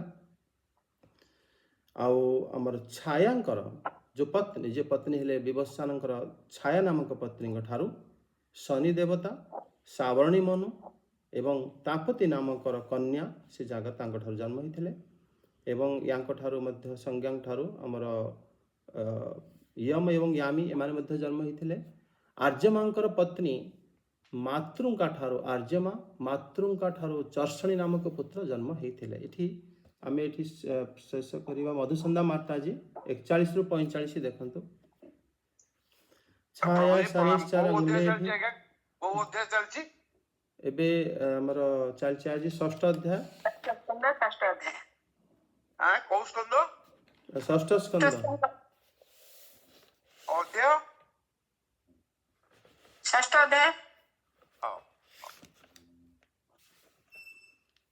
ଏଠୁ ଶ୍ଲୋକ ହେଲା ଆମର 41। ଛାୟା ଶନିଶ୍ଚର ଲେଭେ ସାର୍ବଣୀ च मनुः ततः कन्यां च तपतिं या वै बभ्रेषावरणं पतिम् आर्यम्नो मातृका पत्नी तयोश्चर्षणयः सुता तद्यत्र वै मानुषी जातिर्ब्रह्मणा चोपकल्पिता कुशानपत्यः पिष्टादौ भग्नदन्तो अभवत् पुरा यशो दक्षाय कुपितं जहास विव्रूता द्विजः कष्टो दैत्यानुजा भार्या रचना नाम कन्यका सन्निवेश्यस्तजोर्यज्ञे विश्वरूपश्च विर्जमान् तं बभ्रिरे सुरगण दुहित्रं द्विशतामिप भीमतेन परित्यक्ता गुरुणाङ्गिरसेन यत् इति श्रीमद्भागवते महापुराणे 6ठ स्कन्धे 6ठ अध्याय। अनुवाद। प्रभु जी प्रणाम। प्रणाम। ବିବସ୍ୱାନଙ୍କ ଦ୍ୱିତୀୟ ପତ୍ନୀଙ୍କର ନାମ ଥିଲା ଛାୟା। ତାଙ୍କ ଠାରୁ ଶନିଶ୍ଚର ଓ ସାବର୍ଣୀ ମନୁ ନାମକ ଦୁଇ ପୁତ୍ର ଏବଂ ତପତୀ ନାମ୍ନୀ ଗୋଟିଏ କନ୍ୟା ଜାତ ହେଲା। ତପତୀ ସମ୍ବରଣଙ୍କୁ ପତି ରୂପେ ବରଣ କରିଥିଲେ। ଆର୍ଯ୍ୟମାଙ୍କ ପତ୍ନୀଙ୍କ ନାମ ଥିଲା ମାତୃକା। ତାଙ୍କ ଗର୍ଭରୁ ଚର୍ଷଣୀ ନାମକ ପୁତ୍ରମାନେ ଜନ୍ମ ହେଲେ। ସେମାନଙ୍କର କର୍ତ୍ତବ୍ୟ ବିଷୟରେ ଉତ୍ତମ ଜ୍ଞାନ ରହିଥିଲା। ତେଣୁ ସେଇମାନଙ୍କୁ ଆଧାର କରି ବ୍ରହ୍ମା ମନୁଷ୍ୟଙ୍କ ମଧ୍ୟରେ ବିଭିନ୍ନ ବ୍ରାହ୍ମଣାଦି ବର୍ଣ୍ଣର କଳ୍ପନା କଲେ। ପୁଷାଙ୍କର କୌଣସି ସନ୍ତାନ ନଥିଲେ। ପ୍ରାଚୀନ କାଳରେ ଶିବ ଦକ୍ଷଙ୍କ ଉପରେ କ୍ରୋଧିତ ହେବା ବେଳେ ପୁଷା ଦାନ୍ତ ଦେଖାଇ ହସି ଦେଇଥିଲେ। ତେଣୁ ବୀରଭଦ୍ର ତାହାଙ୍କର ଦାନ୍ତ ଭାଙ୍ଗି ଦେଇଥିଲେ। ସେଇଦିନ ଠାରୁ ପୁଷା ଚୁନା ହୋଇଥିବା ବା ଚକଟା ହୋଇଥିବା ଅନ୍ନ ହିଁ ଖାଇଲେ। ଦୈତ୍ୟମାନଙ୍କର ସାନ ଭଉଣୀ ରଚନା ଥିଲେ ତୃଷ୍ଟାଙ୍କ ପତ୍ନୀ। ରଚନାଙ୍କ ଗର୍ଭରୁ ସନ୍ନିବେଶ ଓ ପରାକ୍ରମୀ ବିଶ୍ୱରୂପ ଏପରି ଦୁଇଟି ପୁତ୍ର ଜନ୍ମ ହୋଇଥିଲେ। ଏପରି ଭାବରେ ବିଶ୍ୱରୂପ ଶତ୍ରୁମାନଙ୍କର ଭଣଜା ହୋଇଥିଲେ ମଧ୍ୟ ଇନ୍ଦ୍ରଙ୍କ ଦ୍ୱାରା ଅପମାନିତ ହୋଇ ଦେବଗୁରୁ ବୃହସ୍ପତି ଦେବତାମାନଙ୍କୁ ପରିତ୍ୟାଗ କରିବା ପରେ ଦେବତାମାନେ ବିଶ୍ୱରୂପଙ୍କୁ ହିଁ ନିଜର ପୁରୋହିତ କରିଥିଲେ। ଶ୍ରୀମଦ୍ଭାଗବତେ ମହାପୁରାଣେ ପରମହଂସ୍ୟାଂ ସଂହିତାୟାଂ 6ଠ ସ୍କନ୍ଧେ 6ଠ ଅଧ୍ୟାୟ। ଜୟ ଜଗନ୍ନାଥ। ଜୟ ଜଗନ୍ନାଥ। ଧନ୍ୟବାଦ ମାତାଜୀ। ଏଠି ମାନେ ଶ୍ଲୋକ 41 ବିବସ୍ୱାନଙ୍କର ଯେଉଁ ଅନ୍ୟ ପତ୍ନୀ ଥିଲେ ଛାୟା। ପ୍ରଥମ ପତ୍ନୀ ଆମର ବିବସ୍ୱାନଙ୍କର ପୁତ୍ର ଯେଉଁ ଅଶ୍ୱିନୀ କୁମାର ମଧ୍ୟ ଥିଲେ ଏବଂ ବିବସ୍ୱାନଙ୍କର ପୁତ୍ର ରୂପରେ ଆମର ଯେଉଁ ଛାୟାଙ୍କ ଯେଉଁ ଥିଲେ ସଂଜ୍ଞା ନାମକ ପତ୍ନୀ। ତାପରେ ଏ ବିଷୟରେ ଆଗକୁ କୁହାଯାଇଛି ଏବଂ ଏ ବିଷୟରେ ମଧ୍ୟ ଆମେ ନବମ ସ୍କନ୍ଧରେ ଏ ବିଷୟରେ ଆମେ ପାଠ କରିବା କି ବିବସ୍ୱାନଙ୍କର ଯେଉଁ ବୈବସ୍ୱତ ମନୁ ନାମକ ପୁତ୍ର ହେଇଥିଲେ। ବୈବସ୍ୱତ ମନୁଙ୍କର ପୁତ୍ର ରୂପରୁ ହିଁ ଯେଉଁ ମାନେ ଆମର ବିବସ୍ୱାନଙ୍କର ଯେଉଁ ସଂଜ୍ଞା ନାମକ ପତ୍ନୀଙ୍କ ଠାରୁ ଯେତେବେଳେ ବୈବସ୍ୱାନ ପୁତ୍ର ଜନ୍ମ ହେଇଥିଲେ, ବୈବସ୍ୱାନଙ୍କର ଯେଉଁ ମାନେ ପୁତ୍ର ଜନ୍ମ ହେଇଥିଲେ ସେମାନଙ୍କ ମଧ୍ୟରୁ ଇକ୍ଷ୍ୱାକୁ ଶ୍ରେଷ୍ଠ ଥିଲେ। ଇକ୍ଷ୍ୱାକୁ, ନୃଗ, ରିଆତି, ଦିଷ୍ଟ ଏମାନେ ସବୁ ଜନ୍ମ ହେଇଥିଲେ। ସେଠି ଇକ୍ଷ୍ୱାକୁ ଯେଉଁ ବଂଶରେ ହିଁ ଭଗବାନ ଶ୍ରୀରାମ ଅବତରିତ ହେଇଥିଲେ ସୂର୍ଯ୍ୟବଂଶରେ। ଏବଂ ଆମର ଚନ୍ଦ୍ରବଂଶର ବହୁତ ମାନେ ଅଦ୍ଭୁତ କଥା, ଚନ୍ଦ୍ରବଂଶ ବୈବସ୍ୱତ ମନୁଙ୍କର ଯେଉଁ ପୁତ୍ର ଥିଲେ ସିଏ ଇଳା ନାମକ ମାନେ କନ୍ୟା ଥିଲେ। ମାନେ ସେ ଇଳା ନାମକ କନ୍ୟା ହେଇଯାଇଥିଲେ ମାନେ ଯେତେବେଳେ ସେ ଇଳାଭୂତ ବର୍ଷକୁ ଯାଇଥିଲେ ଏବଂ ସିଏ ବିବାହ କରିଥିଲେ ବୁଧଙ୍କୁ ଏବଂ ବୁଧଙ୍କ ଠାରୁ ପୁଣି ଚନ୍ଦ୍ରବଂଶ ଆରମ୍ଭ ହେଇଥିଲା। ପୁରୁରୁବା ଜନ୍ମ ହେଇଥିଲେ। ପୁରୁରୁବାଙ୍କ ପୁଣି ଚନ୍ଦ୍ର ମାନେ ଆମର ଦେବର୍ଷି ଉର୍ବଶୀ ମାତାଙ୍କ ସହିତ ମାନେ ତାଙ୍କର ବିବାହ ହେଇଥିଲା। ତାପରେ ପୁଣି ଯଜାତି ଇତ୍ୟାଦି ଜନ୍ମ ହେଇଥିଲେ ଏବଂ ସେଇ ବଂଶରେ ଭଗବାନ ଶ୍ରୀକୃଷ୍ଣଙ୍କର ଜନ୍ମ। ମାନେ ଭଗବାନ ଯେଉଁ ଜାଗାରେ ଅବତୀର୍ଣ୍ଣ ହୁଅନ୍ତି ସେ ବଂଶ ବଡ଼ ଅଦ୍ଭୁତ ମାନେ ଉପାୟରେ ସେ ବଂଶ ରହିଥାଏ। ଏପରିକି ଆମର କଳ୍କି ଅବତାର ଯେତେବେଳେ ଭଗବାନ ଆସିବେ, ଯେଉଁ ବ୍ରାହ୍ମଣ ବଂଶରେ ଆସିବେ ସେ ବଂଶ ଏବେ ବି ପୃଥିବୀରେ ଅଛନ୍ତି, ବଡ଼ ସୁରକ୍ଷିତ ଅଛନ୍ତି। ତାଙ୍କୁ କିନ୍ତୁ ଜାଣିବା ବଡ଼ କଷ୍ଟ। ବଂଶ କେବଳ ସାଧୁ ମହାତ୍ମା ମାନେ ହିଁ ଜାଣିପାରନ୍ତି। ଏଇଠି ମାନେ ଏଇ ଯେଉଁ ଆମର ଯେଉଁ ସୂର୍ଯ୍ୟବଂଶର ବିବସ୍ୱାନଙ୍କର ଯେଉଁ ଆର ପତ୍ନୀ ଥିଲେ ଛାୟା, ତାହାଙ୍କର ପୁତ୍ର ରୂପରେ ଶନିଶ୍ଚର, ଶ୍ରାବଣୀ ମନୁ ଏବଂ ତାପତୀ ନାମକ କନ୍ୟା ଜନ୍ମ ହେଇଥିଲେ। ଏବଂ ଆର୍ଯ୍ୟମା ଯିଏକି ଆମର ଅଦିତିଙ୍କର ପୁତ୍ର ଥିଲେ।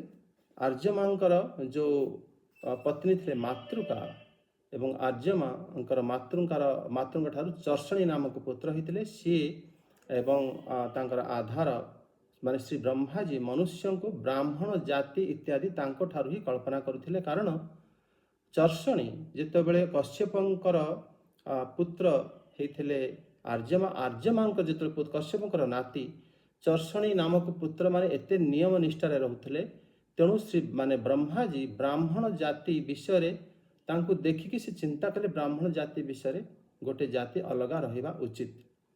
ତାପରେ ମାନେ ତାଙ୍କର ଶ୍ରୀଧର ସ୍ୱାମୀପାଦ କହୁଛନ୍ତି କି ଏମାନେ ସମସ୍ତେ ମାନେ ଜ୍ଞାନ ଏବଂ କର୍ମରେ ବଡ଼ ନିପୁଣ ରହୁଥିଲେ ଏବଂ ସେଇ ଆଧାରରୁ ଅନୁସନ୍ଧାନ କରି ଶ୍ରୀ ବ୍ରହ୍ମାଜୀ ବ୍ରାହ୍ମଣ ଜାତିକୁ କଳ୍ପନା କରିଥିଲେ। ତାପରେ ମାନେ ଆମର 43 ଶ୍ଲୋକରେ କୁହାଯାଇଛି ପୂଷା ହେଲେ ଅଦିତିଙ୍କର ପୁତ୍ର, ଶ୍ରୀ କଶ୍ୟପ ଋଷିଙ୍କର ପୁତ୍ର। ପୂଷାଙ୍କର କୌଣସି ସନ୍ତାନ ନଥିଲେ। ସିଏ ପିସା ହେଇଥିବା ଖାଦ୍ୟ ଖାଆନ୍ତି କାରଣ ତାଙ୍କ ଦାନ୍ତ ଆମର ବୀରଭଦ୍ର ଭଗବାନ ତାଙ୍କର ଦାନ୍ତକୁ ଯେତେବେଳେ ଦକ୍ଷ ଯଜ୍ଞ ହେଇଥିଲା ସେତେବେଳେ ସେ ତାଙ୍କୁ ଭାଙ୍ଗି ଦେଇଥିଲେ, କାରଣ ସେ ଦାନ୍ତ ଦେଖାଇକି ସେ ହସିଥିଲେ ଏବଂ ତାପରେ ଜୀବନ ସାରା ତାଙ୍କ ଦାନ୍ତ ଆସିଲା ନାହିଁ ଏବଂ ସେ ତା ଦ୍ୱାରା ସେ ପିସା ନ ଖାଆନ୍ତି। ଏଇଟା ହେଲା ପୂଷା ଯିଏକି ଅଦିତିଙ୍କର ପୁତ୍ର ଥିଲେ, ତାଙ୍କ ବିଷୟରେ କୁହାଯାଇଛି। ତାପରେ ଯେଉଁ ଦୈତ୍ୟନୁଜା ଆମର ଯେଉଁ ତାଙ୍କର ଜଣେ ପୁତ୍ର ଥିଲେ ଦୈତ୍ୟ, ତୁଷ୍ଟ, ସବିତା, ଭଗ, ଧାତା, ବିଧାତା, ବରୁଣ, ମିତ୍ର, ଶକ୍ର ଏବଂ ଉରୁକ୍ରମ। ଏବଂ ସେ କହୁଛନ୍ତି ଦୈତ୍ୟାନୁଜା ରଚନା ନାମ କନ୍ୟକା ତ୍ୱଷ୍ଟୁ ଭାର୍ୟା। ସେ ତ୍ୱଷ୍ଟାଙ୍କର ପତ୍ନୀ। ତ୍ୱଷ୍ଟା ହେଲେ ଆମର କଶ୍ୟପ ମୁନିଙ୍କର ପୁତ୍ର ଏବଂ ଅଦିତିଙ୍କର ପୁତ୍ର। ତ୍ୱଷ୍ଟାଙ୍କ ପତ୍ନୀ ରୂପରେ ଯେଉଁ ଦୈତ୍ୟଙ୍କର ଛୋଟ ଯେଉଁ ଭଉଣୀ ଥିଲେ କୁମାରୀ ରଚନାଙ୍କର ସହିତ ସେ ବିବାହ କରିଥିଲେ ଏବଂ ତ୍ୱଷ୍ଟା ଏବଂ ରଚନାଙ୍କର ଯେଉଁ ପୁତ୍ର ହେଇଥିଲେ ସିଏ ହେଲେ ବିଶ୍ୱରୂପ। ମାନେ କ'ଣ ହେଲା, ଇଏ ହେଲେ ଆମର ଅଦିତିଙ୍କର ପୁତ୍ର ହେଲେ ତ୍ୱଷ୍ଟା। ଅଦିତି ପୁତ୍ର ହେଲେ ତ୍ୱଷ୍ଟା, ସେ କଶ୍ୟପଙ୍କର ପୁତ୍ର ଏବଂ ଦୈତ୍ୟମାନଙ୍କର ସେ ଅନ୍ୟ ବଂଶରୁ ଆସିଛନ୍ତି। ଦୈତ୍ୟ ହେଲେ ଆମର ଅବଶ୍ୟ ସିଏ ମାନେ ଆମର ଯେଉଁ ଦକ୍ଷଙ୍କର ଝିଅଙ୍କର ବଂଶ ସିଏ, କିନ୍ତୁ ତାଙ୍କର ବାପା ହେଲେ ଅଲଗା। ତାଙ୍କର ଯେଉଁ ମାନେ ଝିଅ ଥିଲେ ତାଙ୍କ ସହିତ ବିବାହ ହୋଇ ଏଙ୍କର ବିଶ୍ୱରୂପ ନାମକ ପୁତ୍ର ହେଲେ। ମାନେ ବିଶ୍ୱରୂପ ଯେଉଁ ଜନ୍ମ ହେଲେ, ଏ ବିଶ୍ୱରୂପ ଶତ୍ରୁଙ୍କ ଭଣଜା ଥିଲେ। ମାନେ ଏଙ୍କର ଯେଉଁ ମାମୁଁ ବଂଶ ଥିଲେ ସେମାନଙ୍କର ଇଏ ଶତ୍ରୁ ରୂପରେ ହେଉଥିଲେ। ଦେବଗୁରୁ ବୃହସ୍ପତି ମାନେ ଇନ୍ଦ୍ର ଯେତେବେଳେ ଅପମାନିତ କରିଦେଇଥିଲେ ଏବଂ ବୃହସ୍ପତି ତାଙ୍କର ଗୁରୁ ପଦବୀ ଛାଡ଼ି ଦେଇଥିଲେ, ସେତେବେଳେ ସମସ୍ତେ ପୁଣି ବିଶ୍ୱରୂପଙ୍କୁ ନିଜର ଗୁରୁ ରୂପେ ଗ୍ରହଣ କରିଥିଲେ। କାରଣ ବିଶ୍ୱରୂପ ମଧ୍ୟ କଶ୍ୟପଙ୍କର ନାତି ଏବଂ ବିଶ୍ୱରୂପ ମଧ୍ୟ ବ୍ରାହ୍ମଣ ଏବଂ ବିଶ୍ୱରୂପ ମଧ୍ୟ ସବୁ ମାନେ ବିଦ୍ୟାରେ ପାରଙ୍ଗମ ଥିଲେ। କିନ୍ତୁ ବିଶ୍ୱରୂପଙ୍କର ଯେଉଁ ସେ ଶତ୍ରୁମାନଙ୍କର ଭଣଜା ଥିଲେ, ମାନେ ତାଙ୍କର ମାମୁଁ ବଂଶ ଙ୍କ ସହିତ, କାରଣ ସେ ମାମୁଁ ବଂଶ ହେଲେ ଏମାନଙ୍କର ଦାନବ ବଂଶ ଏବଂ ତାଙ୍କର ପିତା ବଂଶ, ତାଙ୍କର ବାପାଙ୍କ ବଂଶ ହେଲେ ଦେବତା ବଂଶ। ସେ ଦୁଇ ଜଣ ଭିତରେ ବିଶ୍ୱରୂପ ଜନ୍ମ ହେଇଥିଲେ। ତେଣୁ ସେମାନେ ଭାବୁଥିଲେ ଇଏ ଆମ ପଟରେ ନାହିଁ ବିଶ୍ୱରୂପ, ଆମେମାନେ ହେଲେ ଦେବତାଙ୍କ ଶତ୍ରୁ। ଏବଂ ଦେବତାମାନେ ଭାବୁଥିଲେ କି ଇଏ ମାନେ ତାଙ୍କର ମାମୁଁଙ୍କ ପ୍ରତି ବେଶୀ ଆସକ୍ତ ହେଇଥିବ, ସିଏ ଆମର ମଧ୍ୟ ଶତ୍ରୁ। ବିଶ୍ୱରୂପ ଏଇଭଳି ଭାବରେ ତାଙ୍କର ମାନେ ଦୈନଚର୍ଯ୍ୟା ଥିଲା ଏବଂ ତାଙ୍କ ବିଷୟରେ ଆମେ ଆଗକୁ ଆସନ୍ତା ଅଧ୍ୟାୟରେ ପାଠ କରିବା। ଏବଂ ଆସନ୍ତା ଅଧ୍ୟାୟ ହେଲା ବୃହସ୍ପତି ଦ୍ୱାରା ଦେବତାଙ୍କର ପରିତ୍ୟାଗ ଏବଂ ବିଶ୍ୱରୂପଙ୍କୁ ସେ ଗୁରୁ ରୂପରେ ବର୍ଣ୍ଣନ କରିଥିଲେ। ଯାହାପରେ ଆମର ବିଶ୍ୱରୂପଙ୍କ ଯୋଗୁଁ ବୃତ୍ରାସୁରଙ୍କର ଉପାଖ୍ୟାନ ଆସିବ ଏବଂ ସେଥିରେ ନାରାୟଣ କବଚ ଯେଉଁଟା ଆମର ଭାଗବତରେ ଅଛି, ଷଷ୍ଠ ସ୍କନ୍ଧରେ, ଏହି ସ୍କନ୍ଧରେ ଅଛି, ଅଷ୍ଟମ ଅଧ୍ୟାୟରେ ସେ ବିଷୟରେ ମଧ୍ୟ ଆମେମାନେ ଜାଣିବା। ତେଣୁ ଏସବୁ ଆଗକୁ ଅଛି। ଜୟ ଜଗନ୍ନାଥ, ହରେ କୃଷ୍ଣ। ଜୟ ଜଗନ୍ନାଥ ପ୍ରଭୁଜୀ, ଧନ୍ୟବାଦ। ଇଏ କଶ୍ୟପ ମୁନିଙ୍କର ଯୋଉ ବଂଶ ବିସ୍ତାର ଆମର ପ୍ରଭୁଜୀ ମୁଣ୍ଡରେ ପଶୁନି। କେମିତି ତାଙ୍କୁ ଟିକେ ପଶୁ ପକ୍ଷୀ ଜଳଚର ସ୍ଥଳଚର ପ୍ରାଣୀ ଉତ୍ପନ୍ନ ହେଲେ ଆମେ ଏଇଟାକୁ ଭାବି ପାରୁନୁ ଯେ କେମିତି କଣ ସେ ସୃଷ୍ଟି ବିସ୍ତାର ହେଇଛି। ଯେତେବେଳେ ଆମର ଧ୍ରୁବ ମହାରାଜଙ୍କର ଉପାଖ୍ୟାନରୁ ଆପଣ ଭାବନ୍ତୁ, ପୃଥୁ ମହାରାଜଙ୍କର ଉପାଖ୍ୟାନରୁ ଭାବନ୍ତୁ, ସେତେବେଳେ ମଧ୍ୟ ସେମାନେ ସମସ୍ତେ ପ୍ରଥମେ ପୂର୍ବ ଜନ୍ମର କର୍ମ ଅନୁସାରେ ପଶୁପକ୍ଷୀ ଜନ୍ମ ଲାଭ କରିସାରିଥିଲେ। କାରଣ ଧ୍ରୁବ ମହାରାଜଙ୍କର ଉପାଖ୍ୟାନ ଆପଣ ଦେଖିବେ, ସେତେବେଳେ ମାନେ ତାଙ୍କର ଘରେ ଯେଉଁ ପୁଷ୍କରିଣୀ ଥିଲା ସେତେବେଳେ ମଧ୍ୟ ସବୁ ପଶୁପକ୍ଷୀ ରହୁଥିଲେ। ଏବଂ ଏପରିକି କର୍ଦମ ମୁନି ଋଷି ଯେତେବେଳେ ତପସ୍ୟା କରିଥିଲେ ଶ୍ରୀ ଭଗବାନଙ୍କୁ, ଯେତେବେଳେ ସେ ଦେବହୂତି ମାତାଙ୍କ ସହିତ ବିବାହ କରିଥିଲେ ତୃତୀୟ ସ୍କନ୍ଧରେ, ସେତେବେଳେ ମଧ୍ୟ ପଶୁପକ୍ଷୀଙ୍କର ବର୍ଣ୍ଣନା ଅଛି। ତାର ଅର୍ଥ ହେଲା ସେତେବେଳେ ମଧ୍ୟ ପଶୁପକ୍ଷୀ, ବୃକ୍ଷ, ଲତା, ମନୁଷ୍ୟ ଆଦି ସବୁ ସୃଷ୍ଟି ହେଇସାରିଥିଲେ। କିନ୍ତୁ ତାପରେ କଶ୍ୟପ ମୁନି ଯେତେବେଳେ ପ୍ରଜାପତି ହେଲେ, ସେତେବେଳେ ଦକ୍ଷ ପ୍ରଜାପତି ହେଲେ, କଶ୍ୟପ ମୁନି ମଧ୍ୟ ପ୍ରଜାପତି ହେଲେ। ସେମାନେ ପ୍ରଜାକୁ ବିସ୍ତାର କରିବା ପାଇଁ, ମୈଥୁନ ମାଧ୍ୟମରେ ପ୍ରଜାକୁ ବିସ୍ତାର କରିବା ପାଇଁ, ସେ ପ୍ରକାରର ସୃଷ୍ଟିକୁ ସେ ଆଗକୁ ବଢ଼ାଇବା ପାଇଁ ତାପରେ ଏଭଳି ଭାବରେ ଭଗବାନ ଏଭଳି ଭାବରେ ମାନେ ତାଙ୍କୁ ଉପଦେଶ ଦେଇଥିଲେ ଏବଂ ସେ ଅନୁସାରେ ସୃଷ୍ଟି ଆଗକୁ ବଢ଼ିଥିଲା। ଆଜ୍ଞା, ଧନ୍ୟବାଦ। ଆମର ଯୋଉ ଗୋତ୍ର ରହିଛି, ତାହେଲେ ଆମର ବି ବଂଶ ବିସ୍ତାର କିଛି ମୁଖ୍ୟ ଗୋଟେ ଅଛି। ନିଶ୍ଚିତ, ଆମେ ଯେଉଁ ସବୁ ଅଲଗା ଅଲଗା ଗୋତ୍ର ସେ ଋଷିଙ୍କର ଅଧୀନରେ ଯେତେବେଳେ ଆସନ୍ତି, ପୁଣି ସେଥିରେ ଆମର ସେଥିପାଇଁ ବିବାହ ହେଇପାରେ। ଆପଣ ଯେତେବେଳେ ମୂଳରୁ ସମସ୍ତେ ଯଦି ବ୍ରହ୍ମାଙ୍କ ଠାରୁ ଜନ୍ମ ହେଲେ, ପୁଣି ବିବାହ ପ୍ରଥମେ ଆରମ୍ଭ କେମିତି ହେଲା? ସେ ଗୋଟିଏ ବାପା ହେଲେ, କିନ୍ତୁ ତା ସତ୍ତ୍ୱେ ବି ସେତେବେଳେ ବିବାହ କାର୍ଯ୍ୟକ୍ରମ ଆମର ଗୋତ୍ର ପୃଥକ ହେଇଯାଇଥିଲା। ଶ୍ରୀ ନାରଦଙ୍କର ଜନ୍ମ ଶ୍ରୀ କର୍ଦମ ମୁନି ବ୍ରହ୍ମାଜୀଙ୍କର ଛାୟାରୁ ଜନ୍ମ ହେଇଥିଲେ, ବୁଝିଲେ, ଏବଂ ସ୍ୱୟଂଭୁବ ମନୁ ମନରୁ ଜନ୍ମ ହେଇଥିଲେ। ସେତେବେଳେ ଯେତେବେଳେ ସ୍ୱୟଂଭୁବ ମନୁ ଜନ୍ମ ହେଲେ, ସ୍ୱୟଂଭୁବ ମନୁଙ୍କର ଝିଅ ହେଲେ ଦେବହୂତି ଏବଂ ବ୍ରହ୍ମାଙ୍କର ଛାଇରୁ ଯେ ଜନ୍ମ ହେଲେ ସିଏ ହେଲେ କର୍ଦମ। ଛାଇଟା ଶରୀରର ଛାଇ ହେଇଥାଏ, ଶରୀର ଠାରୁ ମନ ପୃଥକ ହେଇଥାଏ। ତେଣୁ ସେ ଦୁଇ ଜଣ ଅଲଗା ଗୋତ୍ର ହେଇଗଲେ। ତେଣୁ ତାଙ୍କ ସହିତ ବିବାହ ହେଇଥିଲା ଆମର କର୍ଦମ ମୁନି ଏବଂ ଦେବହୂତିଙ୍କର। ତେଣୁ ଏହି ବିଷୟରେ ଶାସ୍ତ୍ରରେ ବଡ଼ ଭଲ ଭାବରେ ସେ ବର୍ଣ୍ଣନା କରାଯାଇଛି, କେବଳ ସମୟ ନେଇ ବୁଝିବାକୁ ହେବ। ଏବଂ ସେଥିରୁ ଗୋତ୍ର ଅଲଗା ହେଇଗଲା। ସେଇଭଳି ଭାବରେ ଆପଣ ଦେଖିବେ, ଭଗବାନ ଯେତେବେଳେ ଶ୍ରୀ ବ୍ରହ୍ମାଜୀ କ୍ରୋଧ ପ୍ରକାଶ କରିଥିଲେ, ସନକାଦି ଋଷିବୃନ୍ଦକୁ ସୃଷ୍ଟି କଲା ପରେ ସେମାନେ ପ୍ରଜାପତି ହେଲେ ନାହିଁ, ସେତେବେଳେ ଭଗବାନ ଶିବଙ୍କର ପ୍ରାଦୁର୍ଭାବ ହେଇଥିଲା। ତା କ୍ରୋଧକୁ ସେ ସମ୍ଭାଳି ପାରିଲେ ନାହିଁ ବ୍ରହ୍ମାଜୀ। ସେତେବେଳେ ଭଗବାନ ଶିବଙ୍କର ପ୍ରାଦୁର୍ଭାବ ହେଲା। ଆଉ ଭଗବାନ ଶିବଙ୍କୁ ଯେତେବେଳେ ପ୍ରାଦୁର୍ଭାବ ହେଇଥିଲା, ଦକ୍ଷ ପ୍ରଜାପତି ବ୍ରହ୍ମା ମାନେ ଶ୍ରୀ ବ୍ରହ୍ମାଙ୍କର ଆଙ୍ଗୁଠାରୁ ଉତ୍ପନ୍ନ ହେଇଥିଲେ। ଆଙ୍ଗୁଠା ଏବଂ କ୍ରୋଧ ଦୁଇଟା ଯାକ ପୃଥକ ହେଇଥିବାରୁ ଦକ୍ଷ ପ୍ରଜାପତିଙ୍କର ଯେ ଝିଅ ମାତା ସତୀ ହେଇଥିଲେ, ସିଏ ଅଲଗା ଗୋତ୍ର ହେଲେ ଭଗବାନ ଶିବ, ତାଙ୍କ ସହିତ ବିବାହ ହେଇଥିଲା। ତେଣୁ ଗୋତ୍ର ମଧ୍ୟ ପ୍ରଥମରୁ ପୃଥକ ହେଇକି ରଖାଯାଇଛି। ଏଇଭଳି ଭାବରେ ଆପଣ ଯେତେବେଳେ ଆମର ନବମ ସ୍କନ୍ଧରେ ଟିକେ ଭଲ ଭାବରେ ବଂଶ ଅନୁଚରିତ୍ର ଆମେ ପଢ଼ିବା, ସେତେବେଳେ ଆମେ ଦେଖିବେ ସବୁ ଅଲଗା ଅଲଗା ଗୋତ୍ର ଏବଂ ସେ ଅନୁସାରେ ବିବାହ ହେଇଥିଲା। ଏବଂ ବିଶେଷ କରି ଭଗବାନ ଶ୍ରୀକୃଷ୍ଣଙ୍କର ଜନ୍ମ ଏବଂ ଭଗବାନ ଶ୍ରୀରାମଙ୍କର ଯେଉଁ ଜନ୍ମ ହେଇଛି, ସେ ବଂଶ ଏତେ ସୁନ୍ଦର ଭାବରେ ମାନେ ସୁରକ୍ଷିତ ଅଛି ଏବଂ ରହିଥିଲା। ସେତେବେଳେ ସେ ବଂଶକୁ ଶ୍ରୀ ଭଗବାନ ହିଁ ରଖିଥିଲେ। ଆଉ ସେ ବଂଶରେ ମାନେ ସବୁବେଳେ ସେଭଳି ମହାପୁରୁଷ ମାନେ ଆସିଥିଲେ ଯେଉଁ ବଂଶରେ ଶ୍ରୀ ହରି ମଧ୍ୟ ସେ ବଂଶକୁ ଉଜ୍ଜଳ କରିବା ପାଇଁ ଭଗବାନ ଆବିର୍ଭାବ ହେଇଥିଲେ। ଆଜ୍ଞା ପ୍ରଭୁଜୀ ଯୋଉ 100 ଜଣ କେତୁ କହୁଛନ୍ତି, କେତେ କଣ 100 ଜଣ ଗୋଟିଏ ନାମରେ ହେଇଥିଲେ? ହଁ, ସେମାନଙ୍କୁ ମାନେ ଆମର ଯେଉଁମାନେ ଜ୍ୟୋତିଷ ଶାସ୍ତ୍ର ଜାଣିଛନ୍ତି ସେମାନେ ଜାଣିଥିବେ କି କେତୁ ଆମର ରାହୁଙ୍କର ସାମ୍ନାରେ ସବୁବେଳେ ରହନ୍ତି ଏବଂ ରାହୁ ସପ୍ତମ ସାତ ଏକ ସାତ ହେଇକି ରହନ୍ତି ଶଙ୍ଖା ଶଙ୍ଖି ସବୁବେଳେ। ଆଜ୍ଞା ଏବଂ 100 ଜଣ କଣ ସେଇଟା ଜିନିଷଟା ମୁଁ ଆଜି ମାନେ ଜାଣିନଥିଲି।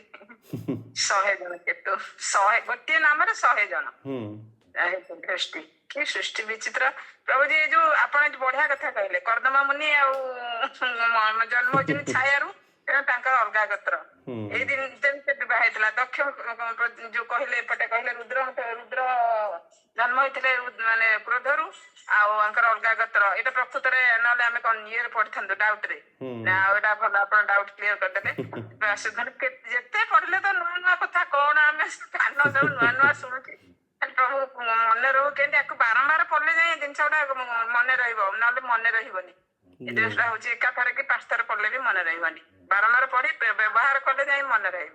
ଆପଣ ଦେଖନ୍ତୁ ମାନେ ସେତେବେଳେ ତୃତୀୟ ସ୍କନ୍ଧରେ ବି ଅଛି ଭଗବାନ ଶ୍ରୀ ବ୍ରହ୍ମାଜୀ ଯେତେବେଳେ ଶ୍ରୀ ବାଣୀ ଜନ୍ମ ହେଇଥିଲେ, ସେତେବେଳେ ଋଷିମାନେ ଜନ୍ମ ହେଇସାରିଥିଲେ। ଆଉ ସେତେବେଳେ ମନୁ ଜନ୍ମ ହେଇନଥିଲେ। ଆଉ ସେତେବେଳେ ଭଗବାନ ଶିବ ଜନ୍ମ ହେଇସାରିଥିଲେ। ମାନେ କର୍ଦମ ମୁନି ଜନ୍ମ ହେଇସାରିଥିଲେ ତାଙ୍କ ଛାୟାରୁ। କିନ୍ତୁ ଭଗବାନ ଯେତେବେଳେ ଶ୍ରୀ ବ୍ରହ୍ମାଜୀ ଯେତେବେଳେ ବାଣୀଙ୍କ ପ୍ରତି ଆସକ୍ତ ହେଇଯାଇଥିଲେ ସରସ୍ୱତୀ ମାତାଙ୍କ ପ୍ରତି, ସେତେବେଳେ ଏମାନେ ତାଙ୍କୁ ମାନେ ନିନ୍ଦା ବୁଝାଇଥିଲେ। ବୁଝାଇଲା ପରେ ତାପରେ ସେମାନେ ବ୍ରହ୍ମାଜୀ ତାଙ୍କ ଶରୀରକୁ ଛାଡ଼ିଦେଲେ। ଯେତେବେଳେ ଛାଡ଼ିଦେଲେ ସେତେବେଳେ ସେଥିରେ ସନ୍ଧ୍ୟା ଆଉ ଆମର ଅନ୍ଧକାର କୁହୁରା ଉତ୍ପନ୍ନ ହେଇଥିଲା।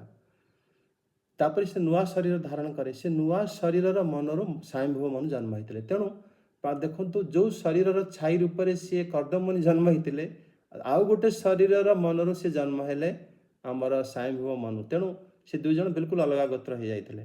ଶାସ୍ତ୍ରରେ ଏଇସବୁ ଜିନିଷ ବଡ଼ ମାନେ ସୁନ୍ଦର ଢଙ୍ଗରେ ବର୍ଣ୍ଣନା କରିଛନ୍ତି ସୁଖଦେବ ଗୋସ୍ୱାମୀ, ଏବଂ ସେଭଳି ଭାବରେ ଆମର ଧର୍ମ ମଧ୍ୟ ରହିଛି। କଥା ହେଲା ସେତିକି ସମୟ ନେଇକି ତାକୁ ଜାଣିବା ଉଚିତ। ପ୍ରଭୁ ଧନ୍ୟବାଦ। ଆଉ ଜାତି ପ୍ରଥା ପ୍ରଭୁଜୀ କେବେ ଆସିଲା? ଆମର ଜାତି ପ୍ରଥା ଦେଖି ଶିବ ପୁରାଣ ଅନୁସାରେ ଭଗବାନ ଯେତେବେଳେ ସବୁ ପ୍ରକାରର ବାରକୁ ଉତ୍ପନ୍ନ କରାଇଥିଲେ, ମାନେ ଆଉ ମାସର ନାଁ ଗୁଡ଼ିକ ଉତ୍ପନ୍ନ କରାଇଥିଲେ। ଏବଂ ପୂର୍ବରୁ ଏମିତି ନଥିଲା। ପୂର୍ବ ତ ସୃଷ୍ଟି ହେଲା ସବୁ କେବଳ ସୂର୍ଯ୍ୟ, ସେ ସମୟରେ ମାନେ ସୂର୍ଯ୍ୟ ଥିଲେ କିନ୍ତୁ ସୂର୍ଯ୍ୟ ଦେବତା ନଥିଲେ। ଆଉ କିଛି କାରଣ ସବୁ ଜିନିଷ ଶ୍ରୀ ଭଗବାନ ସ୍ୱୟଂ କରୁଥିଲେ। ଆଉ ତାପରେ ମାନେ ଚନ୍ଦ୍ର ଥିଲେ, କିନ୍ତୁ ଚନ୍ଦ୍ର ଯେତେବେଳେ ଦେବତା ଚନ୍ଦ୍ରରେ ଯାଇକି ବାସ କଲେ, ଏ ଯେଉଁ ମୈତ୍ରୀଙ୍କ ପୁତ୍ର, ପୂର୍ବରୁ ସେ ନଥିଲେ। ଆଉ ଆମର ମାନେ ସବୁ ପ୍ରକାରର ବ୍ୟବସ୍ଥା ଥିଲା କିନ୍ତୁ ସେଭଳିଆ ଭାବରେ ନଥିଲା। କିନ୍ତୁ ଯେତେବେଳେ କର୍ମ ଆମର ସମସ୍ତଙ୍କର ଆରମ୍ଭ ହେଲା, ଆପଣ ଦେଖିବେ ପ୍ରତ୍ୟେକ ଲୋକ ଜନ୍ମ ହେଲା ପରେ ସେ ଗୋଟେ ବିଶେଷ କର୍ମ ପ୍ରତି ଆକୃଷ୍ଟ ହେଇଯାଏ। ଆପଣ କେବେ ହେଲେ କାହାକୁ ମନା କରିପାରିବେ ନାହିଁ, ତୁମେ ଏତେ ଗୁଡ଼େ ସମସ୍ତେ ବ୍ରାହ୍ମଣ ହେଇଗଲ, ପୁଣି ଯଜମାନ କିଏ ବନିବ? ସେ ଆପେ ଆପେ ଅନ୍ୟମାନେ ଅନ୍ୟ କର୍ମରେ ରହନ୍ତି ଏବଂ ଆପେ ଆପେ ଅନ୍ୟମାନେ ଅନ୍ୟ କର୍ମରେ ରହନ୍ତି। ବାସ୍ତବରେ ଏଥିରେ ଯେଉଁ ଗୁଣ ଏବଂ କର୍ମ ଅନୁସାରେ ବିଭାଗ କରାଯାଇଥିଲା। ଏବଂ ଆପଣ ଦେଖିବେ ଭାଗବତମରେ ମାନେ ବ୍ରାହ୍ମଣଙ୍କର ଯେଉଁ ଜାତି ନିର୍ଣ୍ଣୟ ହେଇଛି, ଆଉ ଯେତେବେଳେ ଆପଣ ନବମ ସ୍କନ୍ଧ ପଢ଼ିବେ ସେତେବେଳେ ଆହୁରି ବେଶୀ କ୍ଲିଅର ହେଇଯିବ। ଏବଂ ସେତେବେଳେ ଆପଣ ଦେଖିବେ ବହୁତ କ୍ଷତ୍ରିୟଙ୍କ ବଂଶରେ ମଧ୍ୟ ବହୁତ ବ୍ରାହ୍ମଣ ଜନ୍ମ ହେଇଛନ୍ତି, ପ୍ରସିଦ୍ଧ ବ୍ରାହ୍ମଣ। ମାନେ ବାସ୍ତବରେ ସେତେବେଳେ ବ୍ରହ୍ମାଙ୍କ ସନ୍ତାନକୁ ବ୍ରାହ୍ମଣ କୁହାଯାଉଥିଲା। କିନ୍ତୁ ବ୍ରହ୍ମାଙ୍କର ସନ୍ତାନ ତ ସମସ୍ତେ, ପୁଣି ତା ଭିତରେ କ୍ଷତ୍ରିୟ ଆସିଲେ କେଉଁଠୁ? ପୁଣି ତା ଭିତରେ ବୈଶ୍ୟ ଶୂଦ୍ର କେମିତି ଆସିଲେ? ତେଣୁ ଏ ବିଷୟରେ ଆପଣମାନେ ନବମ ସ୍କନ୍ଧ ପର୍ଯ୍ୟନ୍ତ ଅପେକ୍ଷା କରନ୍ତୁ, କାରଣ ଏଇଟା ବହୁତ ବିଶାଳ ତଥ୍ୟ ଏବଂ ତା ବିଷୟରେ ଏବେ ଆରମ୍ଭ କେଉଁଠୁ କରିବି ଶେଷ କରିବି ମୁଁ ଜାଣିପାରୁନି। ଯେତେବେଳେ ଭାଗବତର ଅଧ୍ୟାୟ ହବ ସେତେବେଳେ ବୁଝେଇବାର ବହୁତ ସୁବିଧା ହେଇଯାଏ, ଆଉ କେବଳ ୟୁନିଭର୍ସାଲି କହିବା ବହୁତ କଷ୍ଟ। ଧନ୍ୟବାଦ ପ୍ରଭୁଜୀ। ମତେ ଆକ୍ଚୁଆଲି ମତେ ଜଣେ ଅଫିସରେ ଷ୍ଟାଫ ଜଣେ ପଚାରିଥିଲେ ଯେ ତମ ଗୁରୁଙ୍କୁ ଟିକେ ପଚାରିକି ମତେ କୁହ ଯେ ଜାତି ପ୍ରଥା କାହିଁ ଆସିଛି, ତ ଏଇଟା ମନେ ପଡିଗଲା ତ ସେଥିପାଇଁ ପଚାରିଥିଲି। ଆଚ୍ଛା ଆଚ୍ଛା, ଜାତି ପ୍ରଥା ନବମ ସ୍କନ୍ଦ ବେଳକୁ ବହୁତ କ୍ଲିୟର ହେଇଯିବ। ଜାତି ଆମର ଭଗବତ ଗୀତାରେ ବି ମାନେ ପରୋକ୍ଷ ଭାବରେ ଅଛି। ଗୁଣ ଏବଂ କର୍ମ ବିଭାଗର ଅନୁସାରେ ଜାତି ବର୍ଣ୍ଣ କରାଯାଇଥିଲା। ଜନ୍ମରୁ ଆମେ ଜାତିକୁ କେହି ଜଣ ଗ୍ରହଣ କରନ୍ତି, ଆଉ କେତେ ଜଣ ଗୁଣ ଏବଂ କର୍ମରୁ ଗ୍ରହଣ କରନ୍ତି, କିନ୍ତୁ ଶାସ୍ତ୍ର ସେ ଦୁଇଟାଙ୍କର ଅଲଗା। ସେ ଜନ୍ମକୁ ମଧ୍ୟ ଗ୍ରହଣ କରେ ନାହିଁ, ଗୁଣକୁ ମଧ୍ୟ ଗ୍ରହଣ କରେ ନାହିଁ। ସେ ତାର ବାସ୍ତବରେ ତାର ସଂସ୍କାର, ତାର ମାନେ ସ୍ୱଭାବ ଯେମିତି ବଢ଼ି ଚାଲେ ସେ ଅନୁସାରେ ସେ ଜାତିର ଜଣାଯାଏ। ଜାବାଳି ଋଷି ସେ ତାଙ୍କ ନାମରେ ସେ ଜଣେ ପ୍ରସିଦ୍ଧ ମାନେ ବ୍ରାହ୍ମଣ, କିନ୍ତୁ ତାଙ୍କର ଜାତି ସନ୍ଦେହପୂର୍ଣ୍ଣ, କାରଣ ସେ ଜନ୍ମ କେଉଁଠୁ ହୋଇଥିଲେ ସେ ଜାଣିନଥିଲେ। ସେ ଯେତେବେଳେ ଗୌତମ ଋଷିଙ୍କ ପାଖକୁ ଯାଇକି କହିଥିଲେ କି ମୋର ମାନେ ମୋତେ ଶିକ୍ଷା ପ୍ରଦାନ କରନ୍ତୁ, ସେତେବେଳେ ଗୌତମ ଋଷି ପଚାରିଥିଲେ ତୁମର ଜାତି କ'ଣ, ଆଉ ତୁମେ କେଉଁ ମାନେ ତୁମର ପିତାଙ୍କର ନାମ କ'ଣ, ତୁମର ଗୋତ୍ର କୁହ। ସେ ଯାଇକି ମାଆକୁ ପଚାରିଥିଲେ, ମାଆ କହିପାରିନଥିଲେ। କହିଲେ କି ମୁଁ ଯେତେବେଳେ ଯୁବତୀ ଥିଲି ସେତେବେଳେ ବହୁତ ପୁରୁଷଙ୍କ ସଙ୍ଗ କରିଥିବାରୁ ତୁମେ ଜାତ ହୋଇଥିଲ, କାହାର ତୁମେ ବୀର୍ଯ୍ୟତମ ମୋ ଗର୍ଭରେ ଆସିଥିଲା ତୁମେ ଜାତ ହୋଇଥିଲ ମୁଁ ଜାଣିନାହିଁ।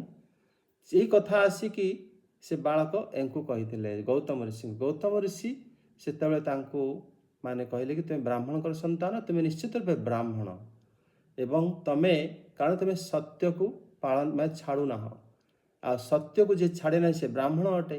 କିନ୍ତୁ ତାଙ୍କର ପିତା ବାସ୍ତବରେ ବ୍ରାହ୍ମଣ କି ବ୍ରାହ୍ମଣ ନୁହେଁ ଏ ବିଷୟରେ କେହି ଜାଣିନାହାନ୍ତି, କିନ୍ତୁ ତାଙ୍କୁ ଜାବାଳି ଋଷି ନାମରେ ତାଙ୍କୁ ମାନେ ଗ୍ରହଣ କରାଇଥିଲେ ଏବଂ ତାଙ୍କଠାରୁ ମଧ୍ୟ ଗୋତ୍ର ଆରମ୍ଭ ହୋଇଥିଲା। ତେଣୁ ଆପଣ ଯଦି ଦେଖିବେ ବାସ୍ତବରେ ଗୋତ୍ରର ମୂଳ କିଏ ସେ ଏବଂ କାହାଠାରୁ ଆସିଛନ୍ତି ସେ ବିଷୟରେ ମଧ୍ୟ ଆପଣଙ୍କୁ ସନ୍ଦେହ ଉତ୍ପନ୍ନ ହେବ। ତେଣୁ ଶାସ୍ତ୍ରରେ ଏଭଳି ଭାବରେ ହିଁ ଆଗକୁ ଜାତି ଏବଂ ଆମର ବଢ଼ିଛି, ସେ ଅନୁସାରେ ମାନେ ଆପଣ ବୁଝିପାରିବେ ଆଗକୁ। ଏତିକି ରଖିବା। ଜୟ ଜଗନ୍ନାଥ। ପ୍ରଣାମ ପ୍ରଭୁଜୀ। ମୁଁ ଟିକେ ଏକାଦଶ ରୁଦ୍ର କଣ କୁହନ୍ତୁ? ଏକାଦଶ ରୁଦ୍ର, ଆଜ୍ଞା। ଯେତେବେଳେ ତୃତୀୟ ସ୍କନ୍ଧରେ ଏ ବିଷୟରେ ଆମେ ପଢିଥିଲେ, ତୃତୀୟ ସ୍କନ୍ଧରେ ଯେତେବେଳେ ବ୍ରହ୍ମାଜୀ କ୍ରୋଧିତ ହୋଇଥିଲେ ସେତେବେଳେ ମାନେ ଭଗବାନଙ୍କର ସିଏ ତାଙ୍କ କ୍ରୋଧକୁ ସମ୍ବରଣ ନ କରିବାରୁ ସେ ନୀଳ ଲୋହିତ ରୂପରେ ବାସ୍ତବରେ ବାଳକ ଜନ୍ମ ଶିଶୁ ଆବିର୍ଭାବ ହେଇଥିଲେ ତାଙ୍କର ଯେଉଁ ଇଏ ଭିତରୁ ନିଜ ଆଖିପତା ମଧ୍ୟରୁ। ସେତେବେଳେ ମାନେ କ୍ରୋଧ ମାନେ ଯେତେବେଳେ ସିଏ ରୋଦନ କରୁଥିଲେ, ସେତେବେଳେ ମା ରୁଦାହ କହିକି ମାନେ ମା କ୍ରୋଧ ଏଭଳି ଭାବରେ ମାନେ ସିଏ ଶ୍ରୀ ବ୍ରହ୍ମାଜୀ ତାଙ୍କୁ ମନା କରିଥିଲେ। ସେତେବେଳେ ତାଙ୍କର ନାମକରଣ ସେ କରିଥିଲେ, କହିଲେ ତୁମ ବୋଲେ ସେ କହିଲେ ପରମ ପିତା ମୋତେ ରହିବା ପାଇଁ ଜାଗା ଦିଅ ଏବଂ ମୋର ନାମକରଣ କରାଅ। ସେତେବେଳେ ଶ୍ରୀ ବ୍ରହ୍ମାଜୀ କହିଲେ ତୁମେ ରହିବା ପାଇଁ 11ଟି ସ୍ଥାନ ଅଛି, କାରଣ ତୁମେ 11 ଜଣ। ସେତେବେଳେ ସିଏ ଶିଶୁ 11 ରୂପରେ ହିଁ ବାସ କରିଥିଲେ, 11ଟି ସ୍ଥାନରେ, ଯେଉଁଟାକି ମନ, ବୁଦ୍ଧି, ଅହଙ୍କାର, ପୃଥିବୀ, ଜଳ, ଆକାଶ, ବାୟୁ ଆଦି ସବୁ ଜାଗାରେ ଭଗବାନ ଶିବଙ୍କର ବାସ। ଏବଂ ତାପରେ ତାଙ୍କ ପାଇଁ 11 ଜଣ କନ୍ୟା ମଧ୍ୟ ଭଗବାନ ବ୍ରହ୍ମାଜୀ ତାଙ୍କ ପାଇଁ ଠିକ୍ କରିକି ବିବାହ ମଧ୍ୟ କରାଇ ଦେଇଥିଲେ। ତେଣୁ ସିଏ ହେଲେ ଏକାଦଶ ରୁଦ୍ର, ଏବଂ ଏକାଦଶ ରୁଦ୍ରରୁ ମାନେ ମୁଖ୍ୟ ହେଲେ ଭଗବାନ ଶିବ, ଏବଂ ବାକି ସମସ୍ତେ ମଧ୍ୟ ଭଗବାନ ଶିବଙ୍କର ଗଣ ରୂପରେ ବୁଝି ନେବା ଉଚିତ। ଆଉ ଆମେ ଯେଉଁ ଭଗବାନ ଶିବଙ୍କ ବିଷୟରେ ଜାଣିଛନ୍ତି ସିଏ ହେଲେ ମାନେ ଶୁଭ୍ରବର୍ଣ୍ଣ, କିନ୍ତୁ ବ୍ରହ୍ମାଙ୍କ ଠାରୁ ଯେ ଜନ୍ମ ହୋଇଥିଲେ ସିଏ ହେଲେ ନୀଳ ଲୋହିତ ଶିଶୁ। ତେଣୁ ସେ ଭିତରେ ମଧ୍ୟ ଆପଣଙ୍କୁ ଲିଙ୍ଗ ପୁରାଣ ଏବଂ ଶିବ ମହାପୁରାଣରେ ଜାଣିପାରିବେ ବାସ୍ତବରେ ନୀଳ ଲୋହିତ ଯେଉଁ ଶିଶୁ ଜନ୍ମ ହୋଇଥିଲେ ସେ ମୂଳ ରୂପ, ଏବଂ ଏ ବିଷୟରେ ବହୁତ ତତ୍ତ୍ୱ ଆଗକୁ ରହିଛି। କିନ୍ତୁ 11 ଜଣ ମାନେ ଆମର ରୁଦ୍ର ହେଲେ ଭଗବାନ ଶିବଙ୍କର ଅଂଶ। ଆଉ ସମସ୍ତେ କହନ୍ତି ହନୁମାନଙ୍କୁ ଏକାଦଶ ରୁଦ୍ର। ମାନେ 11 ଜଣ ରୁଦ୍ରଙ୍କ ମଧ୍ୟରେ ଜଣେ ରୁଦ୍ର ସେ ଶିବଙ୍କ ଗଣରେ ଆସନ୍ତି।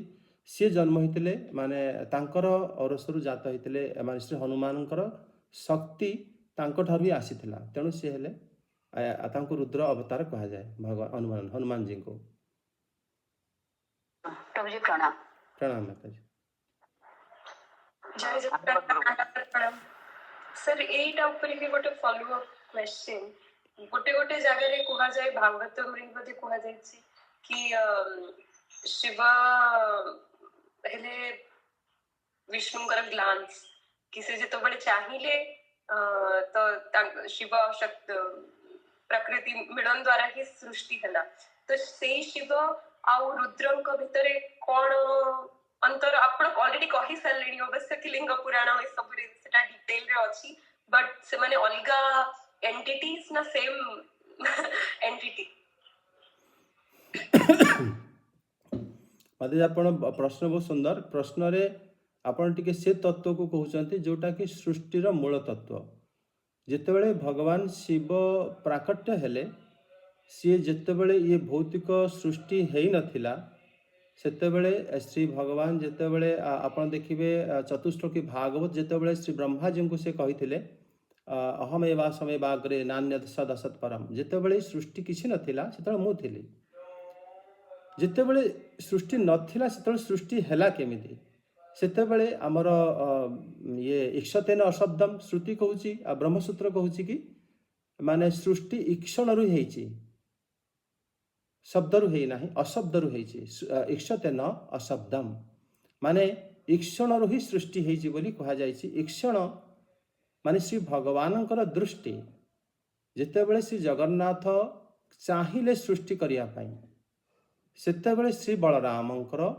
हेला विस्तार सिथिरे वासुदेव संकर्षण प्रद्युम्न अनिरुद्धंक ठारू जे संकर्षण तांकर विस्तार रे आसिले श्री महाविष्णु को कही कही कहते सी हेले शिव महाविष्णु जेतेबेले इक्षण करथिले माता प्रकृति को वास्तव में प्रकृति नथिला सेतिपय तृतीय स्कंद देखिबे तो मैत्रेय मुनि वर्णन करछन सृष्टि रे श्री ब्रह्मा जेतेबेले द्वितीय स्कंद वर्णन करछन से विषय दी जणक भितर टिके प्रत्यक्ष अछि जो मैत्रेय मुनि वर्णन करछन सेतेबेले से कहछन जेतेबेले श्री भगवान देखिले सेतेबेले कोनसी द्रष्टा नथिला कोनसी दृश्य नथिला आ भगवान निजको निजे असत माने कले ए जो श्लोक लिखा है भागवतम रे सेतेबेले द्रष्टा एवं दृश्य केही नथिले तार पुणी देखिला किए एवं सेतेबेले जेतेबेले से निजको निजे असत माने कले सेतेबेले से जानिले कि सेतेबेले ज्ञान शक्ति तांकर लुप्त ही नथिला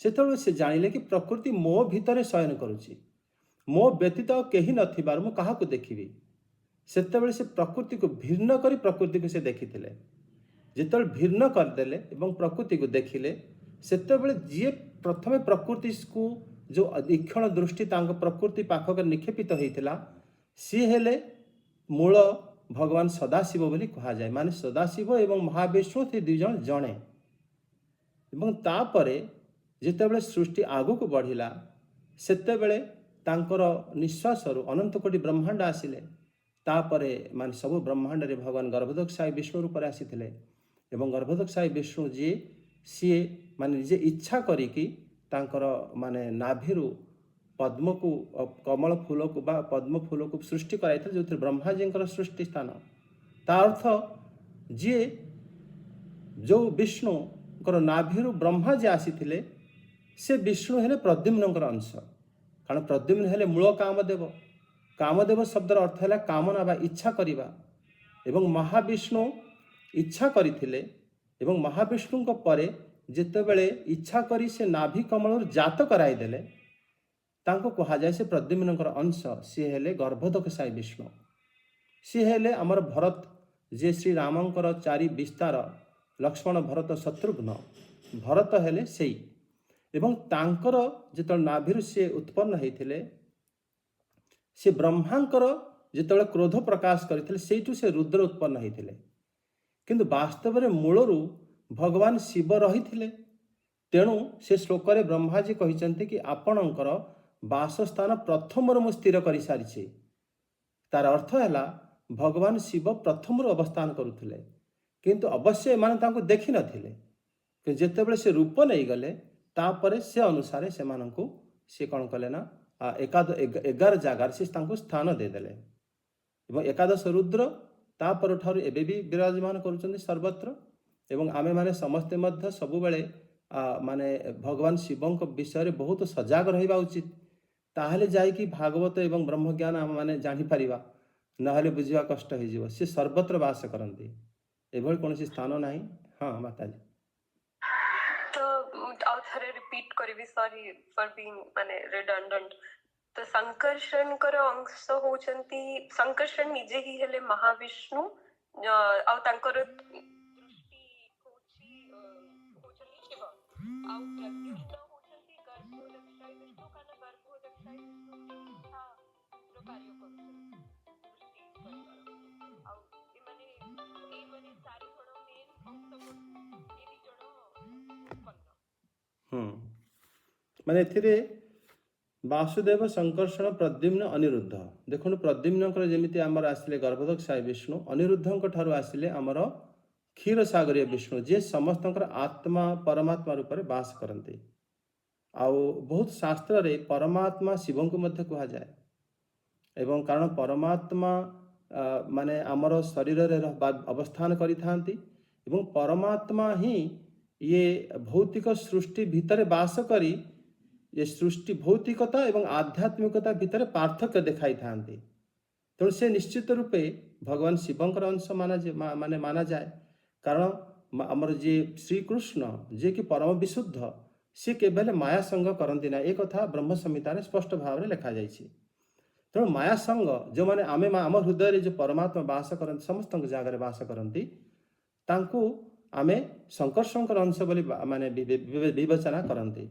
ସଂକର୍ଷଣଙ୍କର ଅଂଶରେ ହିଁ ପ୍ରଦ୍ୟୁମ୍ନ ଏବଂ ଅନିରୁଦ୍ଧ ମଧ୍ୟ ଆସନ୍ତି। ତେଣୁ ଅନିରୁଦ୍ଧ ଦେବ, ଯିଏକି ଆମର ଇଏ ଶତ୍ରୁଘ୍ନ ବି କୁହାଯାଏ, ଆମର ଶ୍ରୀରାମଙ୍କର ଯେଉଁ 4 ରୂପରେ ଭଗବାନ ଅବତୀର୍ଣ୍ଣ ହେଇଥିଲେ, ସେ ଶତ୍ରୁଘ୍ନ ଯିଏ, ସିଏ ବାସ୍ତବରେ ସମସ୍ତଙ୍କର ପରମାତ୍ମା ରୂପରେ ବାସ କରନ୍ତି ବୋଲି ବୁଝିବାକୁ ହେବ।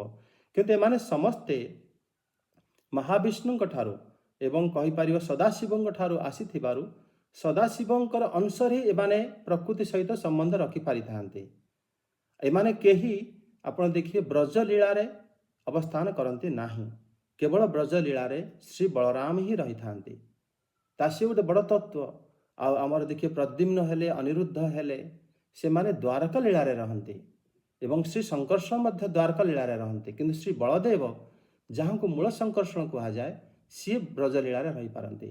କୃଷ୍ଣଙ୍କର ଯେଉଁ ବିଶୁଦ୍ଧ ସତ୍ୱମୟ ଯେଉଁ ପ୍ରେମ ଲୀଳାରେ କେବଳ ବଳଦେବଙ୍କ ଠାରେ ଏମାନେ କେମିତି ଅଂଶଗ୍ରହଣ କରନ୍ତି ନା ଏମାନେ ସମସ୍ତେ ଅନୁପ୍ରବେଶ କରିଯାଆନ୍ତି। ମାନେ ସମସ୍ତେ ବଳଦେବଙ୍କ ଠାରେ ହିଁ ସମସ୍ତେ ଶିବଙ୍କ ଠାରେ ଅନୁପ୍ରବେଶ କରିଯାଆନ୍ତି।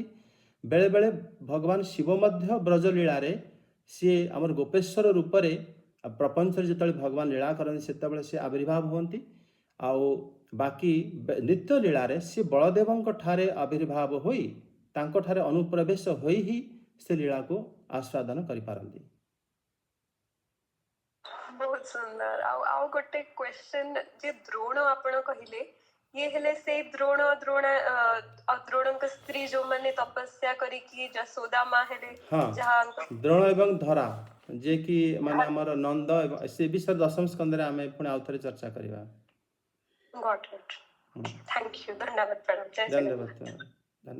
ଧନ୍ୟବାଦ ପ୍ରଭୁ। ପ୍ରଭୁଜୀ, ଯୋଉ ପ୍ରଜାପିତା ବ୍ରହ୍ମ କୁମାରୀ ମାନଙ୍କର ଯୋଉ ତାଙ୍କର ରହିଛି, ଆପଣ ତ ଜାଣିଥିବେ, ସେ କଣ ଯେ ଶିବଙ୍କଠୁ ସବୁ ସୃଷ୍ଟି।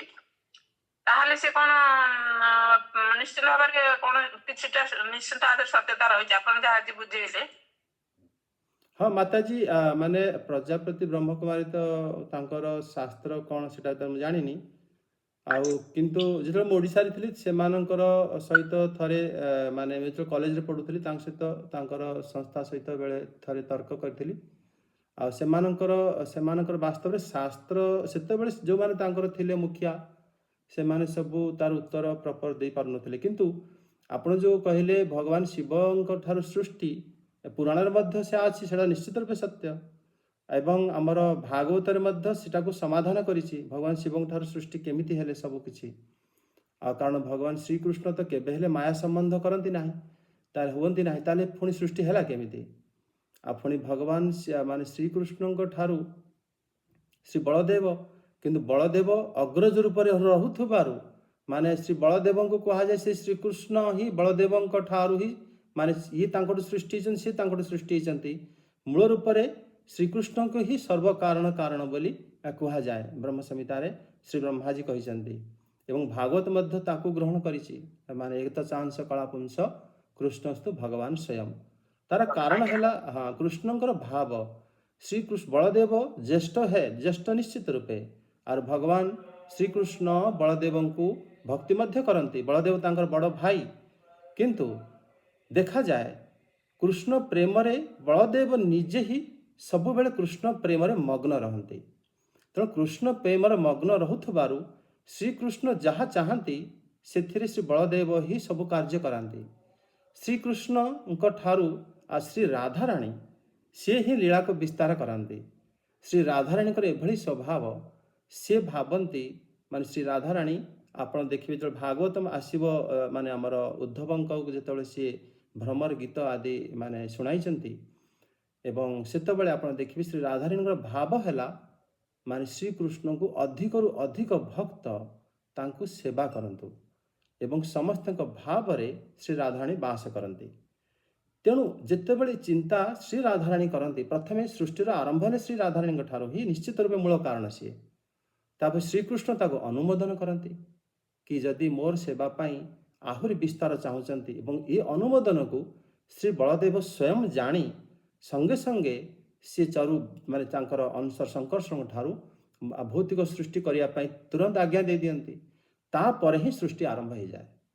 ତେଣୁ ଏଥିରେ ମୂଳ କାରଣ ଶ୍ରୀକୃଷ୍ଣଙ୍କୁ ହିଁ କୁହାଯାଏ ଏବଂ ଶ୍ରୀ ରାଧାରାଣୀ ଶ୍ରୀକୃଷ୍ଣଙ୍କ ଠାରୁ ଅଭିନ୍ନ ହେଇଥିବାରୁ ତେଣୁ ମୂଳ କାରଣ ଶ୍ରୀକୃଷ୍ଣ ହିଁ ଅଟନ୍ତି। କାରଣ ଶ୍ରୀ ରାଧାରାଣୀ କୃଷ୍ଣଙ୍କଠୁ ମାନେ ଭିନ୍ନ ନୁହଁ। ସେ ଜଣେ ଦୁଇ ରୂପ ନେଇଯାଆନ୍ତି, କେବଳ ଜଗତକୁ ମାନେ ଭକ୍ତି ଶିଖାଇବା ପାଇଁ, ପ୍ରେମ ଶିଖାଇବା ପାଇଁ। ତେଣୁ ଏ ବିଷୟରେ ଆମର ଦଶମ ସ୍କନ୍ଧରେ ଆମେ ଭଲ ଭାବରେ ବିଷୟରେ ଚର୍ଚ୍ଚା କରିବା। ଏ ବହୁତ ଗୁଣ ତତ୍ତ୍ୱ ଏବଂ ଏ ବିଷୟରେ ସୃଷ୍ଟି ଏବଂ ସବୁକିଛି ସେଇ ଜାଗାରେ ଯୋଡ଼ା ହେଇଛି। ଆପଣ ଦେଖିବେ ମାନେ ଆପଣ ଯଦି ରସ ତତ୍ତ୍ୱକୁ ଦେଖିବେ ଭରତ ମୁନିଙ୍କର ସାହିତ୍ୟ ଦର୍ପଣ ଏବଂ ଆମର ନାଟ୍ୟଶାସ୍ତ୍ର, ସେଥିରେ ମଧ୍ୟ ଆପଣ ଦେଖିବେ ଶ୍ରୀକୃଷ୍ଣ ମୂଳ କାରଣ। ଭରତ ମୁନି ଯେତେବେଳେ ରସଶାସ୍ତ୍ର ରଚନା କରିଥିଲେ ତାଙ୍କୁ ଇଏ ବି ଜଣା ନଥିଲା ବାସ୍ତବରେ ୟାର ନାୟକ କିଏ। ଶ୍ରୀ ଭଗବାନ ବହୁତ ଦିନ ପରେ ଅବତୀର୍ଣ୍ଣ ହେଲେ ଏବଂ ତାପରେ ଦେଖିଲେ ସବୁ ଗୋସ୍ୱାମୀ ମାନେ କି ଯେଉଁ ନାଟ୍ୟଶାସ୍ତ୍ରକୁ ଭରତ ମୁନି ରଚନା କରିଥିଲେ ସେ ବାସ୍ତବରେ ଶ୍ରୀକୃଷ୍ଣଙ୍କ ପାଇଁ ହିଁ ରଚନା କରିଥିଲେ। କାରଣ ସେ ନାୟକ ଏବଂ ବାସ୍ତବରେ ସିଏ ହିଁ ମାନେ ମୁଖ୍ୟ ଆମର ନାୟିକା ହେଲେ ଶ୍ରୀ ରାଧାରାଣୀ ଏବଂ ଯେ ନାୟକ ସିଏ କେବେ ହେଲେ ଜ୍ୟେଷ୍ଠ ପୁତ୍ର ହୁଅନ୍ତି ନାହିଁ। କାରଣ ଜ୍ୟେଷ୍ଠ ପୁତ୍ର ହେଲେ ସିଏ ସବୁ ପ୍ରକାର ମାନେ ଯେଉଁ କାର୍ଯ୍ୟର ଭାରକୁ ନେବାକୁ ପଡ଼ିଥାଏ। ଯେତେବେଳେ ଯେମିତି ଶ୍ରୀରାମ ଆମ ରାଜା ହେଇଥିଲେ ଏବଂ ଶ୍ରୀକୃଷ୍ଣ ରାଜା ହେଇନଥିଲେ। ଯଦି ନାୟକ ନିଜେ ରାଜା ହେଇଯିବେ ତାହେଲେ ନାୟିକାକୁ ତୁଷ୍ଟ କରିବେ କେମିତି? ତେଣୁ ଶ୍ରୀ ବଳଦେବ ହିଁ ମୁଖ୍ୟ ଥିଲେ ଏବଂ ଶ୍ରୀକୃଷ୍ଣ ନାୟକ ଥିଲେ, ମୁଖ୍ୟ ନାୟକ। ରସଶାସ୍ତ୍ରରେ ମଧ୍ୟ ନାୟକଙ୍କ ଇଚ୍ଛା ହିଁ ସମସ୍ତେ ପାଳନ କରନ୍ତି। ସେ ପୁଣି ଆପଣ ଦେଖିବେ ଶ୍ରୀକୃଷ୍ଣଙ୍କର ଇଚ୍ଛାକୁ ହିଁ ଶ୍ରୀ ବଳଦେବ ଏବଂ ଶ୍ରୀ ମାନେ ସମସ୍ତେ ପାଳନ କରନ୍ତି। ସବୁ ଦେବତା ପୁରା ବିଶ୍ୱ ଏବଂ ଶ୍ରୀ ବ୍ରହ୍ମାଜୀ ସମସ୍ତେ ପାଳନ କରନ୍ତି ତାଙ୍କର ଇଚ୍ଛା। ତେଣୁ ତାଙ୍କୁ ଭଗବାନ କୁହାଯାଏ ଏବଂ ତେଣୁ ତାଙ୍କୁ ମାନେ କୁହାଯାଏ କି ଇଏ ହେଲେ ସର୍ବ କାରଣର କାରଣ ଭଗବାନ ଶ୍ରୀକୃଷ୍ଣ। ପ୍ରଭୁଜୀ ଧନ୍ୟବାଦ।